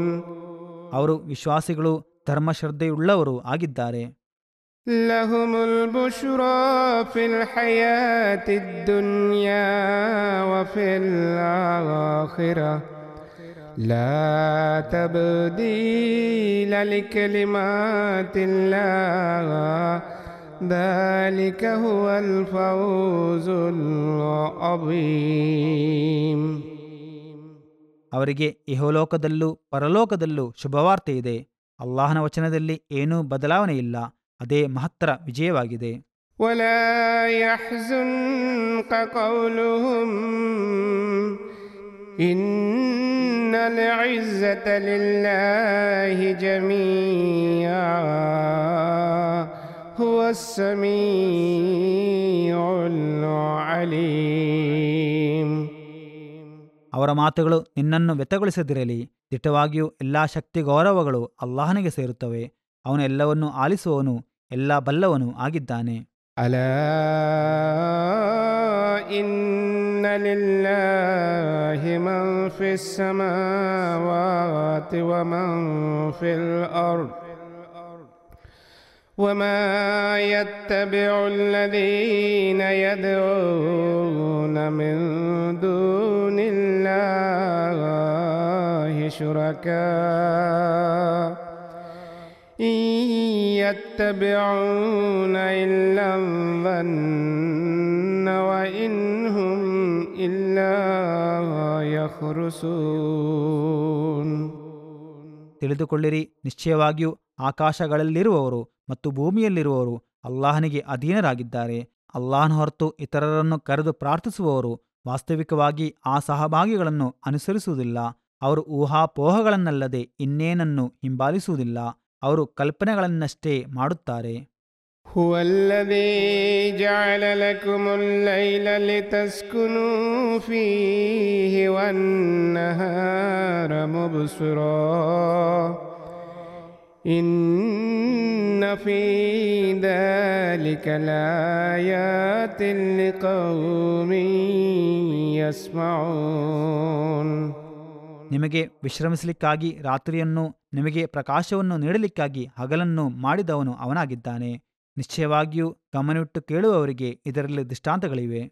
قالوا اتخذ الله ولدا سبحانه هو الغني له ما في السماوات وما في الأرض إن عندكم من سلطان بهذا أتقولون على الله ما لا تعلمون. ಅಲ್ಲಾಹನು ತನಗೊಬ್ಬ ಪುತ್ರನನ್ನು ಮಾಡಿಕೊಂಡಿದ್ದಾನೆ ಎಂದು ಅವರು ಹೇಳುತ್ತಾರೆ. ಅವನಾದರೂ ಪರಿಶುದ್ಧನೂ ಸ್ವಯಂಪೂರ್ಣನೂ ಆಗಿದ್ದಾನೆ. ಆಕಾಶಗಳಲ್ಲಿ ಮತ್ತು ಭೂಮಿಯಲ್ಲಿರುವ ಎಲ್ಲವೂ ಅವನಿಗೆ ಸೇರುತ್ತವೆ. ನಿಮ್ಮ ಹೇಳಿಕೆಗೆ ನಿಮ್ಮ ಬಳಿ ಸಾಕ್ಷ್ಯಾಧಾರವೇನೂ ಇಲ್ಲ. ನಿಮಗೆ ತಿಳಿದಿಲ್ಲದ ವಿಚಾರವನ್ನು ನೀವು ಅಲ್ಲಾಹನ ಬಗ್ಗೆ ಹೇಳುತ್ತೀರೇನು? قل إن الذين يفترون على الله الكذب لا يفلحون. ಹೇಳು, ಅಲ್ಲಾಹನ ಬಗ್ಗೆ ಸುಳ್ಳು ಸೃಷ್ಟಿಸಿ ಹೇಳುವವರು ಖಂಡಿತವಾಗಿಯೂ ಜಯ ಗಳಿಸಲಾರರು. متاع في الدنيا ثم إلينا مرجعهم ثم نذيقهم العذاب الشديد بما كانوا يكفرون. ಅವರಿಗೆ ಇಹಲೋಕದಲ್ಲಿ ತಾತ್ಕಾಲಿಕ ಸುಖ ಸೌಕರ್ಯವಿದೆ. ಕೊನೆಗೆ ಅವರ ಮರಳಿಕೆ ನಮ್ಮ ಬಳಿಗೆಯೇ ಆಗಿದೆ. ಅನಂತರ ಅವರು ಅವಿಶ್ವಾಸಿಗಳಾದ ಕಾರಣ ಅವರು ಕಠೋರ ಶಿಕ್ಷೆಯನ್ನು ಅನುಭವಿಸುವಂತೆ ನಾವು ಮಾಡುವೆವು.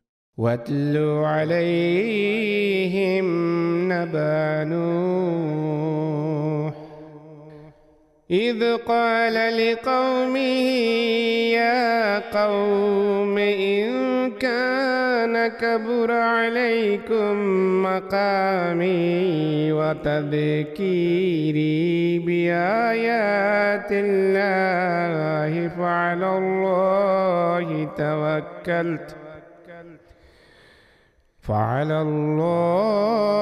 توكلت فاجمعوا أمركم وشركاءكم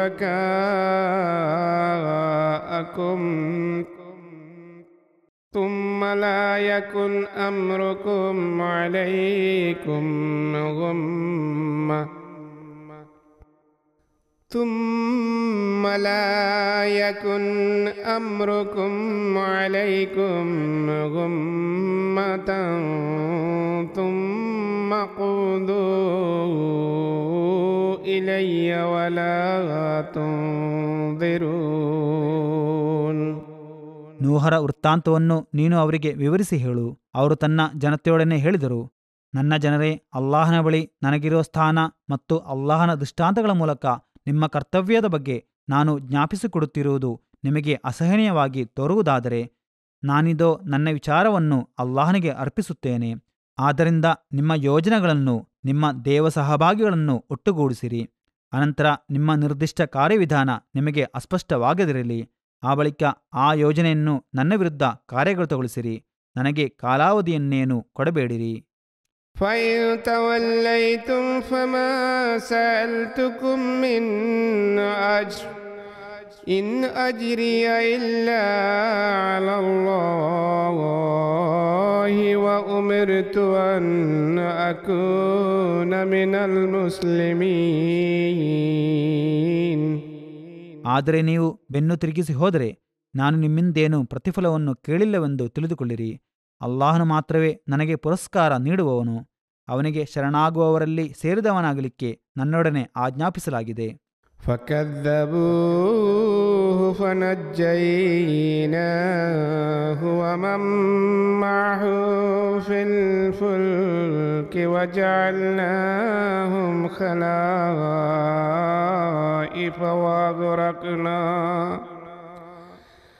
وأغرقنا الذين كذبوا بآياتنا فانظر كيف كان عاقبة المنذرين. ಆದರೆ ಅವರು ನೋಹರನ್ನು ಸುಳ್ಳಾಗಿಸಿದರು. ನೋಹರನ್ನು ಅವರೊಂದಿಗೆ ನೌಕೆಯಲ್ಲಿ ಇರುವವರನ್ನು ನಾವು ರಕ್ಷಿಸಿದೆವು. ನಾವು ಅವರನ್ನು ಉತ್ತರಾಧಿಕಾರಿಗಳನ್ನಾಗಿ ಮಾಡಿದೆವು ಹಾಗೂ ನಮ್ಮ ದೃಷ್ಟಾಂತಗಳನ್ನು ಸುಳ್ಳಾಗಿಸಿದವರನ್ನು ಮುಳುಗಿಸಿದೆವು. ಹಾಗೆ ಮುನ್ನೆಚ್ಚರಿಕೆ ನೀಡಲ್ಪಟ್ಟವರ ಅಂತ್ಯ ಹೇಗಾಯಿತೆಂದು ನೋಡು. ثم بعثنا من بعده رسلا إلى قومهم فجاءوهم بالبينات فما كانوا ليؤمنوا بما كذبوا به من قبل كذلك نطبع على قلوب المعتدين. ಆಮೇಲೆ ಅವರ ಬಳಿಕ ಬೇರೆಯೂ ಸಂದೇಶವಾಹಕರನ್ನು ಅವರ ಜನರೆಡೆಗೆ ನಾವು ಕಳುಹಿಸಿದೆವು. ಅವರು ಅವರ ಬಳಿಗೆ ಸ್ಪಷ್ಟವಾದ ಸಾಕ್ಷ್ಯಾಧಾರಗಳನ್ನು ತಂದರು. ಆದರೆ ಅವರ ಮುಂಚೆ ಪ್ರವಾದಿಗಳನ್ನು ಸುಳ್ಳಾಗಿಸಿದ ಕಾರಣದಿಂದ ಅವುಗಳನ್ನು ಅವರಿಗೆ ನಂಬಲಿಕ್ಕಾಗಲಿಲ್ಲ. ಈ ಪ್ರಕಾರದಲ್ಲಿ ಹದ್ದು ಮೀರಿದ ಜನರ ಹೃದಯಗಳಿಗೆ ನಾವು ಮುದ್ರೆ ಹಾಕುತ್ತೇವೆ.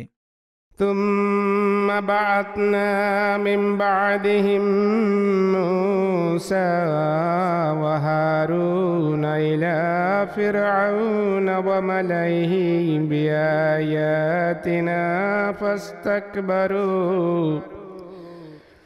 فاستكبروا وكانوا قوما مجرمين.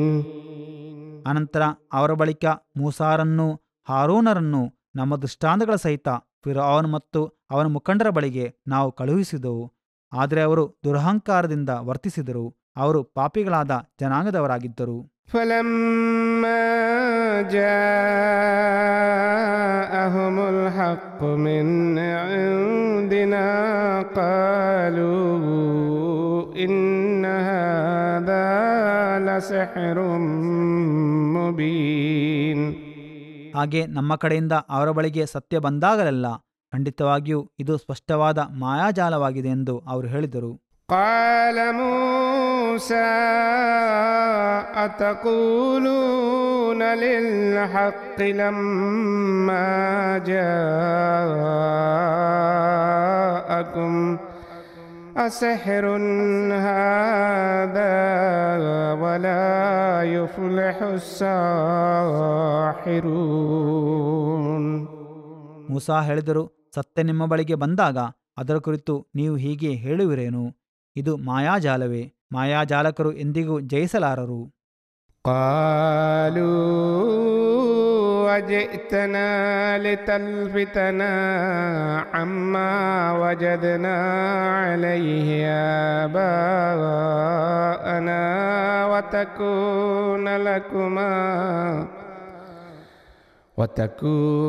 لكما الكبرياء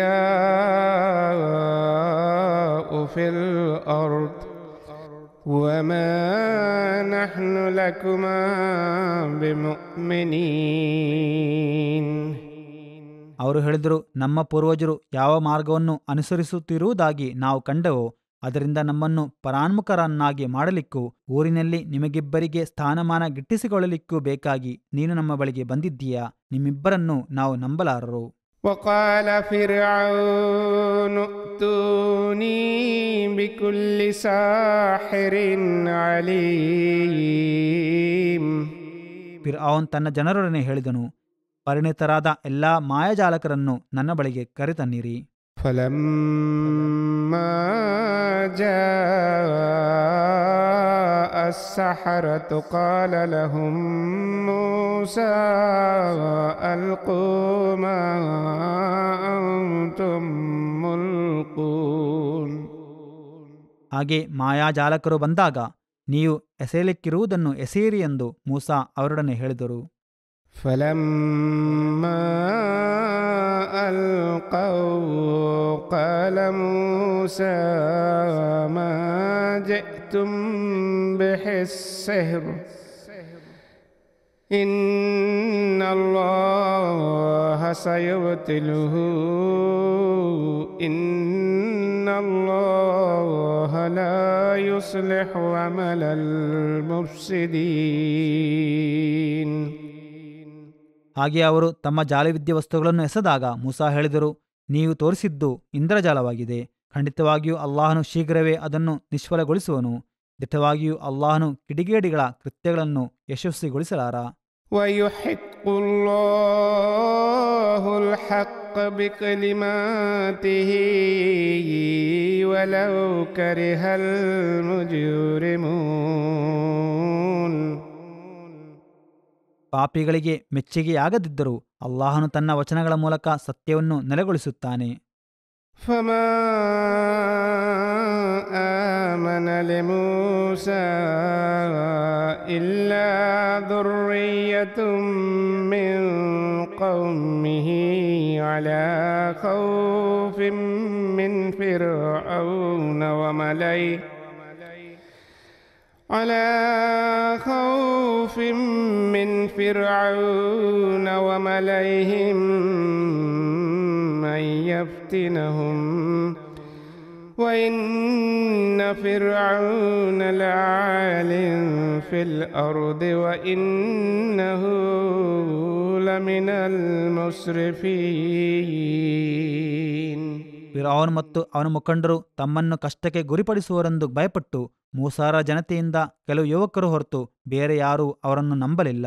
ವಾಸ್ತವದಲ್ಲಿ ಫಿರ್ಔನ್ ಆ ದೇಶದಲ್ಲಿ ಒಬ್ಬ ಸ್ವೇಚ್ಛಾಧಿಪತಿಯಾಗಿದ್ದನು. ನಿಶ್ಚಯವಾಗಿಯೂ ಅವನು ಅತಿವರ್ತಿಗಳಲ್ಲಿ ಸೇರಿದವನು ಆಗಿದ್ದನು.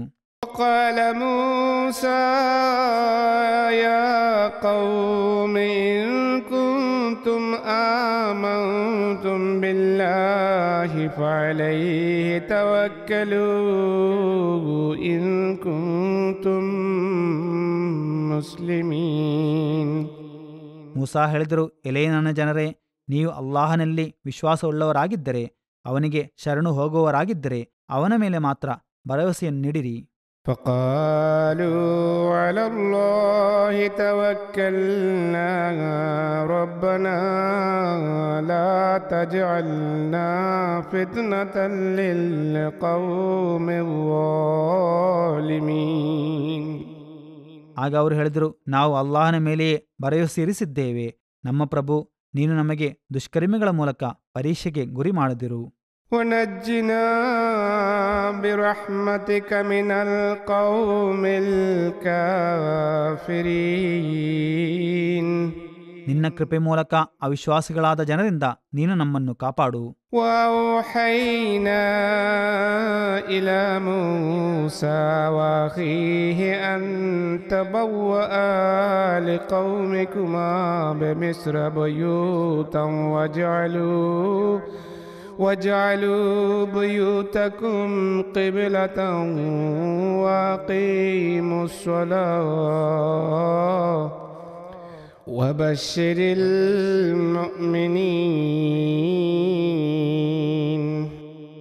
ಮೂಸಾ ಮತ್ತು ಅವನ ಸಹೋದರನಿಗೆ ನಾವು ಸಂದೇಶ ನೀಡಿದೆವು, ಈಜಿಪ್ಟಿನಲ್ಲಿ ನೀವಿಬ್ಬರು ನಿಮ್ಮ ಜನತೆಗೋಸ್ಕರ ಕೆಲವು ಮನೆಗಳನ್ನು ಸಿದ್ಧಪಡಿಸಿರಿ. ನಿಮ್ಮ ಆ ಮನೆಗಳು ಒಂದೇ ದಿಕ್ಕಿಗೆ ಅಭಿಮುಖವಾಗಿರಲಿ. ನೀವು ಪ್ರಾರ್ಥನೆಯನ್ನು ಸ್ಥಿರಗೊಳಿಸಿರಿ ಹಾಗೂ ಸತ್ಯವಿಶ್ವಾಸಿಗಳಿಗೆ ಶುಭವಾರ್ತೆಯನ್ನು ಅರುಹಿರಿ. وقال موسى ربنا إنك آتيت فرعون وملأه زينة وأموالا في الحياة الدنيا ربنا ليضلوا عن سبيلك ربنا اطمس على أموالهم واشدد على قلوبهم فلا يؤمنوا حتى يروا العذاب الأليم. ಮೂಸಾ ಹೇಳಿದರು, ನಮ್ಮ ಪ್ರಭು ಫಿರ್ಔನ್ ಮತ್ತು ಅವನ ಮುಖಂಡರಿಗೆ ಐಹಿಕ ಜೀವನದಲ್ಲಿ ನೀನು ಅಲಂಕಾರವನ್ನು ಐಶ್ವರ್ಯವನ್ನು ನೀಡಿರುವೆ. ನಮ್ಮ ಪ್ರಭು ತತ್ಫಲವಾಗಿ ಅವರು ಜನರನ್ನು ನಿನ್ನ ಮಾರ್ಗದಿಂದ ತಪ್ಪಿಸುತ್ತಾರೆ. ನಮ್ಮ ಪ್ರಭು ನೀನು ಅವರ ಸಂಪತ್ತನ್ನು ನಾಶಪಡಿಸು, ಅವರ ಹೃದಯಗಳನ್ನು ಶಿಕ್ಷೆಗೆ ಗುರಿಪಡಿಸು. ವೇದನಾಯುತ ಶಿಕ್ಷೆ ಕಾಣುವ ತನಕ ಅವರು ನಂಬಲಾರರು. قال قد أجيبت دعوتكما فاستقيما ولا تتبعان سبيل الذين لا يعلمون. ಅಲ್ಲಾಹ್ ಹೇಳಿದನು, ನಿಮ್ಮಿಬ್ಬರ ಪ್ರಾರ್ಥನೆಗಳು ಸ್ವೀಕೃತವಾಗಿವೆ. ಆದ್ದರಿಂದ ನೀವಿಬ್ಬರು ಸ್ಥಿರತೆಯುಳ್ಳವರಾಗಿರಿ. ತಿಳಿವಳಿಕೆಯಿಲ್ಲದವರ ಮಾರ್ಗವನ್ನು ನೀವು ಅನುಸರಿಸಬೇಡಿರಿ. وجاوزنا ببني إسرائيل البحر فأتبعهم فرعون وجنوده بغيا وعدوا حتى إذا أدركه الغرق قال آمنت أنه لا إله إلا الذي آمنت أنه لا إله إلا الذي آمنت به بنو إسرائيل وأنا من المسلمين.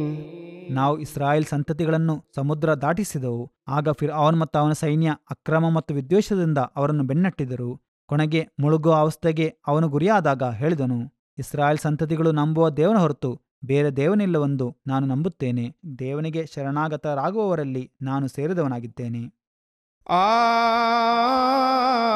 الآن وقد عصيت قبل وكنت من المفسدين. ನಾವು ಹೇಳಿದೆವು, ಏನು ಈಗಲೋ? ನೀನು ಮೊದಲು ಧಿಕ್ಕಾರಿಯೂ ಗಲಭೆಕೋರರಲ್ಲಿ ಸೇರಿದವನು ಆಗಿದ್ದೀಯಷ್ಟೇ.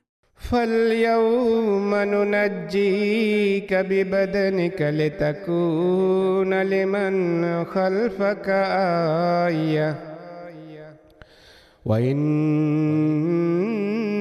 كثيرا من الناس عن آياتنا لغافلون.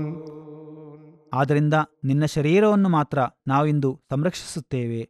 ನಿನ್ನ ಬಳಿಕೆ ಬರುವವರಿಗೆ ನೀನೊಂದು ದೃಷ್ಟಾಂತವಾಗಿರಲಿಕ್ಕೋಸ್ಕರ. ನಿಶ್ಚಯವಾಗಿಯೂ ಮನುಷ್ಯರಲ್ಲಿ ಹೆಚ್ಚಿನವರು ನಮ್ಮ ದೃಷ್ಟಾಂತಗಳ ಬಗ್ಗೆ ನಿರ್ಲಕ್ಷ್ಯರಾಗಿದ್ದಾರೆ. وَلَقَدْ بَوَّأْنَا بَنِي إِسْرَائِيلَ مُبَوَّأَ صِدْقٍ وَرَزَقْنَاهُم مِّنَ الطَّيِّبَاتِ فما اختلفوا حتى جاءهم العلم إن ربك يقضي بينهم يوم القيامة فيما كانوا فيه يختلفون. ಇಸ್ರಾಯೇಲ್ ಸಂತತಿಗಳಿಗೆ ಅತ್ಯಂತ ಉತ್ತಮವಾದ ಒಂದು ವಾಸಸ್ಥಳವನ್ನು ನಾವು ಏರ್ಪಡಿಸಿದೆವು. ಉತ್ತಮವಾದ ಆಹಾರ ವಸ್ತುಗಳನ್ನು ನಾವು ಅವರಿಗೆ ನೀಡಿದೆವು. ಅವರಿಗೆ ಜ್ಞಾನ ಬರುವವರೆಗೆ ಅವರು ಭಿನ್ನಾಭಿಪ್ರಾಯ ಹೊಂದಿರಲಿಲ್ಲ. ಖಂಡಿತವಾಗಿಯೂ ನಿನ್ನ ಪ್ರಭು ಅವರು ಭಿನ್ನಾಭಿಪ್ರಾಯ ಹೊಂದಿದ ವಿಷಯದ ಬಗ್ಗೆ ಪುನರುತ್ಥಾನ ದಿನದಂದು ಅವರ ಮಧ್ಯೆ ಇತ್ಯರ್ಥ ಮಾಡುವನು.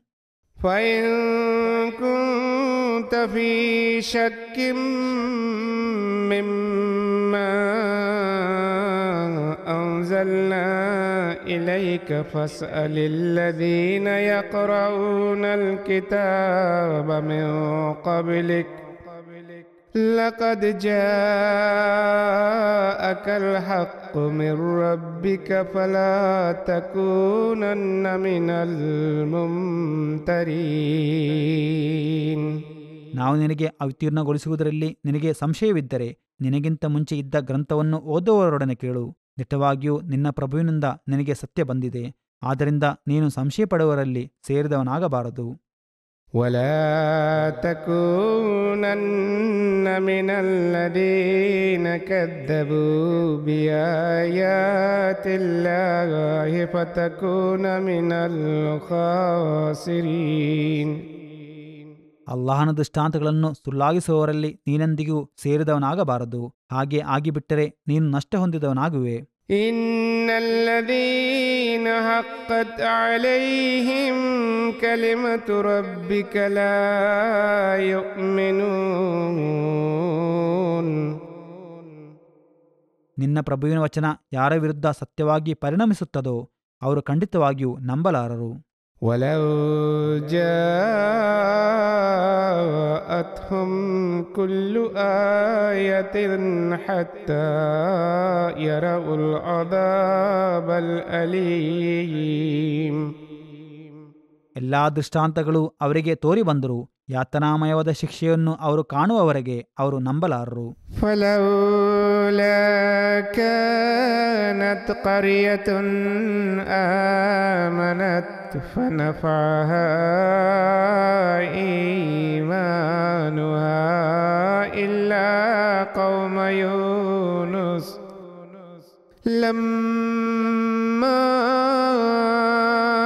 آمنوا كشفنا عنهم عذاب الخزي في الحياة الدنيا ومتعناهم إلى حين. ವಿಶ್ವಾಸ ಹೊಂದಿ ತಮ್ಮ ವಿಶ್ವಾಸ ಅವರಿಗೆ ಪ್ರಯೋಜನಕರವಾಗುವಂತೆ ಯೂನಸರ ಜನತೆಯ ಹೊರತು ಬೇರೆ ಯಾವ ಊರಿನವರು ಏಕೆ ಆಗಲಿಲ್ಲ. ಅವರು ವಿಶ್ವಾಸಿಗಳಾದಾಗ ಇಹಲೋಕ ಜೀವಿತದ ಅವಮಾನಕರವಾದ ಶಿಕ್ಷೆಯನ್ನು ನಾವು ಅವರಿಂದ ಹೋಗಲಾಡಿಸಿದೆವು. ಒಂದು ನಿಶ್ಚಿತ ಕಾಲದವರೆಗೆ ನಾವು ಅವರಿಗೆ ಸುಖ ಸೌಕರ್ಯವನ್ನು ನೀಡಿದೆವು. ولو شاء ربك لآمن من في الأرض كلهم جميعا أفأنت تكره الناس حتى يكونوا مؤمنين. ನಿನ್ನ ಪ್ರಭು ಇಚ್ಛಿಸಿದ್ದರೆ ಭೂಲೋಕದಲ್ಲಿರುವ ಎಲ್ಲರೂ ವಿಶ್ವಾಸ ಹೊಂದುತ್ತಿದ್ದರು. ಆದರೆ ಅವನು ನಿರ್ಬಂಧಪಡಿಸುವುದಿಲ್ಲ. ಹಾಗಿರುವಾಗ ಜನರು ವಿಶ್ವಾಸಿಗಳಾಗುವಂತೆ ನೀನು ಬಲವಂತಪಡಿಸುವಿಯೋ? وما كان لنفس أن تؤمن إلا بإذن الله ويجعل الرجس على الذين لا يعقلون. ಅಲ್ಲಾಹನ ಅನುಮತಿ ವಿನಾ ಯಾರಿಗೂ ವಿಶ್ವಾಸ ಹೊಂದಲು ಸಾಧ್ಯವಿಲ್ಲ. ಬುದ್ಧಿಯನ್ನು ಉಪಯೋಗಿಸದವರ ಮೇಲೆ ಅವನು ತನ್ನ ಕ್ರೋಧವನ್ನು ಇಳಿಸುತ್ತಾನೆ. قل انظروا ماذا في السماوات والأرض وما تغني الآيات والنذر عن قوم لا يؤمنون. ಹೇಳು, ಆಕಾಶಗಳಲ್ಲಿ ಮತ್ತು ಭೂಮಿಯಲ್ಲಿ ಏನು ಸಂಭವಿಸುತ್ತದೆ ಎಂದು ನೋಡಿರಿ. ಆದರೆ ಅವಿಶ್ವಾಸಿಗಳಿಗೆ ದೃಷ್ಟಾಂತಗಳು ಮುನ್ನೆಚ್ಚರಿಕೆಗಳು ಯಾವ ಪ್ರಯೋಜನಕ್ಕೂ ಬರಲಾರವು. فهل ينتظرون إلا مثل أيام الذين خلوا من قبلهم قل فانتظروا إني معكم من المنتظرين. ಏನು, ಅವರಿಗೆ ಮುಂಚೆ ಗತಿಸಿದವರಿಗೆ ಬಂದ ಶಿಕ್ಷೆಯ ದಿನಗಳಂತಹ ಹೊರತು ಅವರು ಬೇರೇನನ್ನಾದರೂ ನಿರೀಕ್ಷಿಸುತ್ತಾರೆಯೇ? ಹೇಳು, ನೀವು ನಿರೀಕ್ಷಿಸಿರಿ, ನಾನು ಸಹ ನಿಮ್ಮೊಂದಿಗೆ ನಿರೀಕ್ಷಿಸುತ್ತಾ ಇರುತ್ತೇನೆ. ثم ننجي رسلنا والذين آمنوا كذلك حقا علينا ننجي المؤمنين. ಶಿಕ್ಷೆಯ ಅನಂತರ ನಾವು ನಮ್ಮ ಸಂದೇಶವಾಹಕರನ್ನು ವಿಶ್ವಾಸಿಗಳನ್ನು ರಕ್ಷಿಸುವವು. ಹೀಗೆ ಯಾವಾಗಲೂ ಸಂಭವಿಸುವುದು. ತತ್ವವಿಶ್ವಾಸಿಗಳನ್ನು ರಕ್ಷಿಸುವುದು ನಮ್ಮ ಕರ್ತವ್ಯವಾಗಿದೆ. قل يا أيها الناس إن كنتم في شك من ديني فلا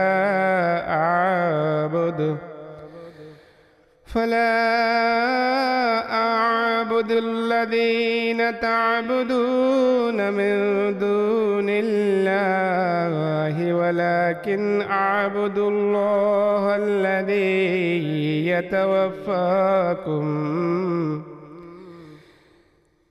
وأمرت أن أكون من المؤمنين.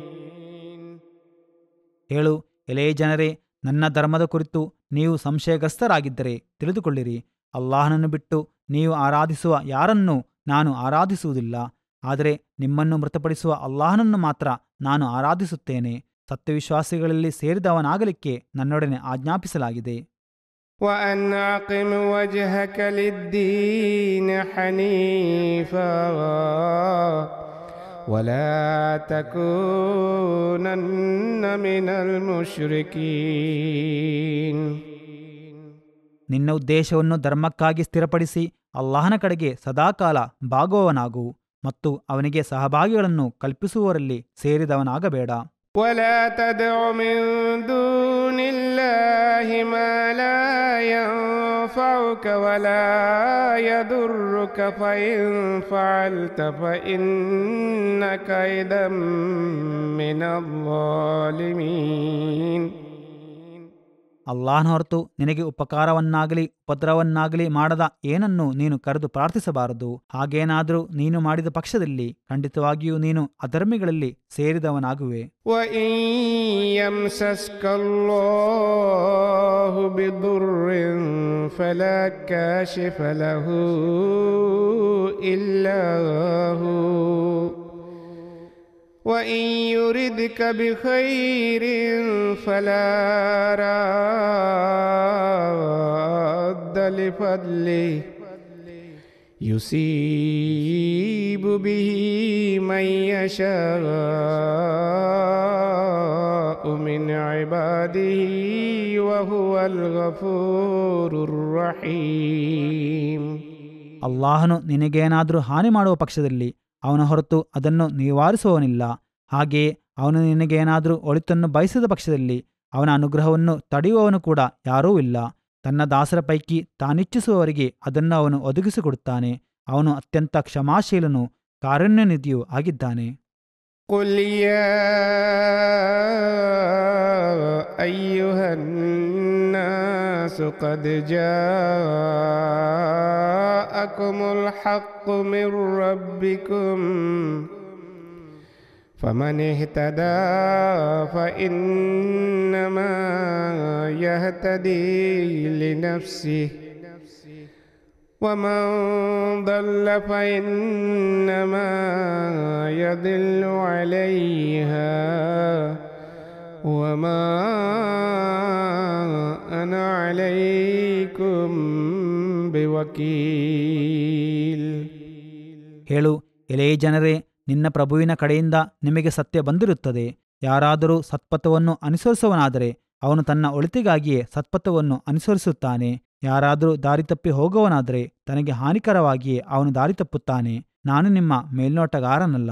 وَاتَّبِعْ مَا يُوحَى إِلَيْكَ وَاصْبِرْ حَتَّى يَحْكُمَ اللَّهُ وَهُوَ خَيْرُ الْحَاكِمِينَ.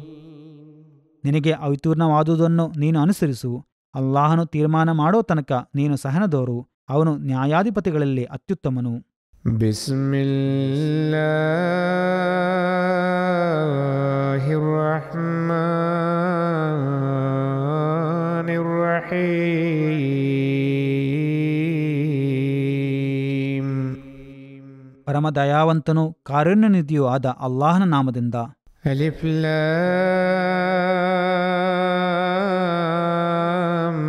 ರಾ كتاب أحكمت آياته ثم فصلت من لدن حكيم خبير. ಅಲಿಫ್ ಲಾಮ್ ರಾ, ಇದೊಂದು ಗ್ರಂಥವಾಗಿದೆ. ಇದರ ಸೂಕ್ತಗಳು ಸುದೃಢಗೊಳಿಸಲ್ಪಟ್ಟಿವೆ ಹಾಗೂ ಅವುಗಳು ಸುಸ್ಪಷ್ಟವಾಗಿ ವಿವರಿಸಲ್ಪಟ್ಟಿವೆ.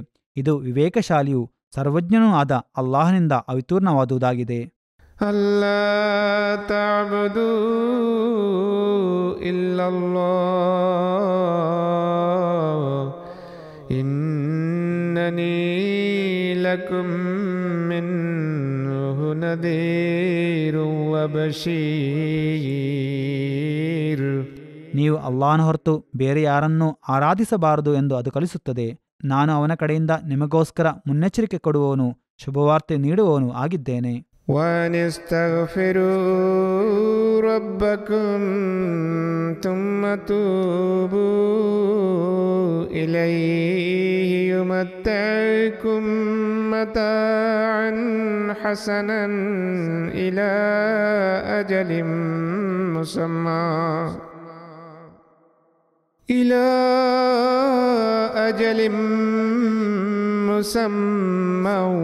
ويؤت كل ذي فضل فضلا وإن تولوا فإني أخاف عليكم عذاب يوم كبير. ನಿಮ್ಮ ಪ್ರಭುವಿನಿಂದ ನೀವು ಕ್ಷಮೆಯಾಚಿಸಿರಿ ಮತ್ತು ಪಶ್ಚಾತ್ತಾಪಪಟ್ಟು ಅವನೆಡೆಗೆ ಮರಳಿರಿ ಎಂದು ಸಹ ಅದು ಉಪದೇಶಿಸುತ್ತದೆ. ಒಂದು ನಿಶ್ಚಿತ ಕಾಲಾವಧಿವರೆಗೆ ನಿಮಗೆ ಅವನು ಉತ್ತಮ ಸುಖ ಸೌಕರ್ಯಗಳನ್ನು ಕೊಡುತ್ತಾನೆ ಮತ್ತು ಅರ್ಹತೆಯುಳ್ಳ ಪ್ರತಿಯೊಬ್ಬರಿಗೂ ಅವನು ತನ್ನ ಅನುಗ್ರಹಗಳನ್ನು ನೀಡುತ್ತಾನೆ. ನೀವು ಬೆನ್ನು ತಿರುಗಿಸಿ ಹೋಗುವ ಪಕ್ಷದಲ್ಲಿ ನಿಮ್ಮ ಮೇಲೆ ಒಂದು ಭಯಾನಕ ಶಿಕ್ಷೆ ಎರಗುವ ದಿನದ ಬಗ್ಗೆ ನಾನು ಭಯಪಡುತ್ತೇನೆ.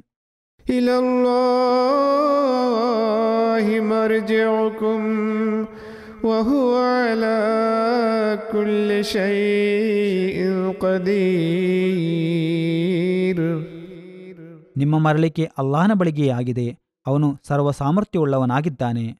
ಅಲಾ ಇನ್ನಹುಂ ಯತ್ನೂನ ಸುದೂರಹುಂ ಲಿಯಸ್ತಖ್ಫೂ ಮಿನ್ ಅಲಾ ಹೀನ ಯಸ್ತಗ್ಶೂನ ಥಿಯಾಬಹುಂ ಯಅಲಮು ಮಾ ಯುಸಿರ್ರೂನ ವಮಾ ಯುಅ್ಲಿನೂನ್ ಇನ್ನಹು ಅಲೀಮುಂ ಬಿದಾತಿಸ್ ಸುದೂರ್. ಕೇಳಿರಿ, ಖಂಡಿತವಾಗಿಯೂ ಅಲ್ಲಾಹನಿಂದ ಮರೆಮಾಚಲಿಕ್ಕಾಗಿ ಅವರು ತಮ್ಮ ಎದೆಗಳನ್ನು ಮುದುಡಿಕೊಳ್ಳುತ್ತಾರೆ. ತಿಳಿದುಕೊಳ್ಳಿರಿ, ಅವರು ತಮ್ಮ ವಸ್ತ್ರಗಳಿಂದ ತಮ್ಮನ್ನು ಮುಚ್ಚಿಕೊಳ್ಳುವ ಸಂದರ್ಭದಲ್ಲಿ ಸಹ ಅವರು ಬಚ್ಚಿಡುವುದನ್ನು ಬಯಲು ಮಾಡುವುದನ್ನು ಅವನು ತಿಳಿಯುತ್ತಾನೆ. ನಿಶ್ಚಯವಾಗಿಯೂ ಅವನು ಹೃದಯಗಳೊಳಗಿನ ವಿಚಾರಗಳನ್ನೆಲ್ಲ ಚೆನ್ನಾಗಿ ಬಲ್ಲವನಾಗಿದ್ದಾನೆ.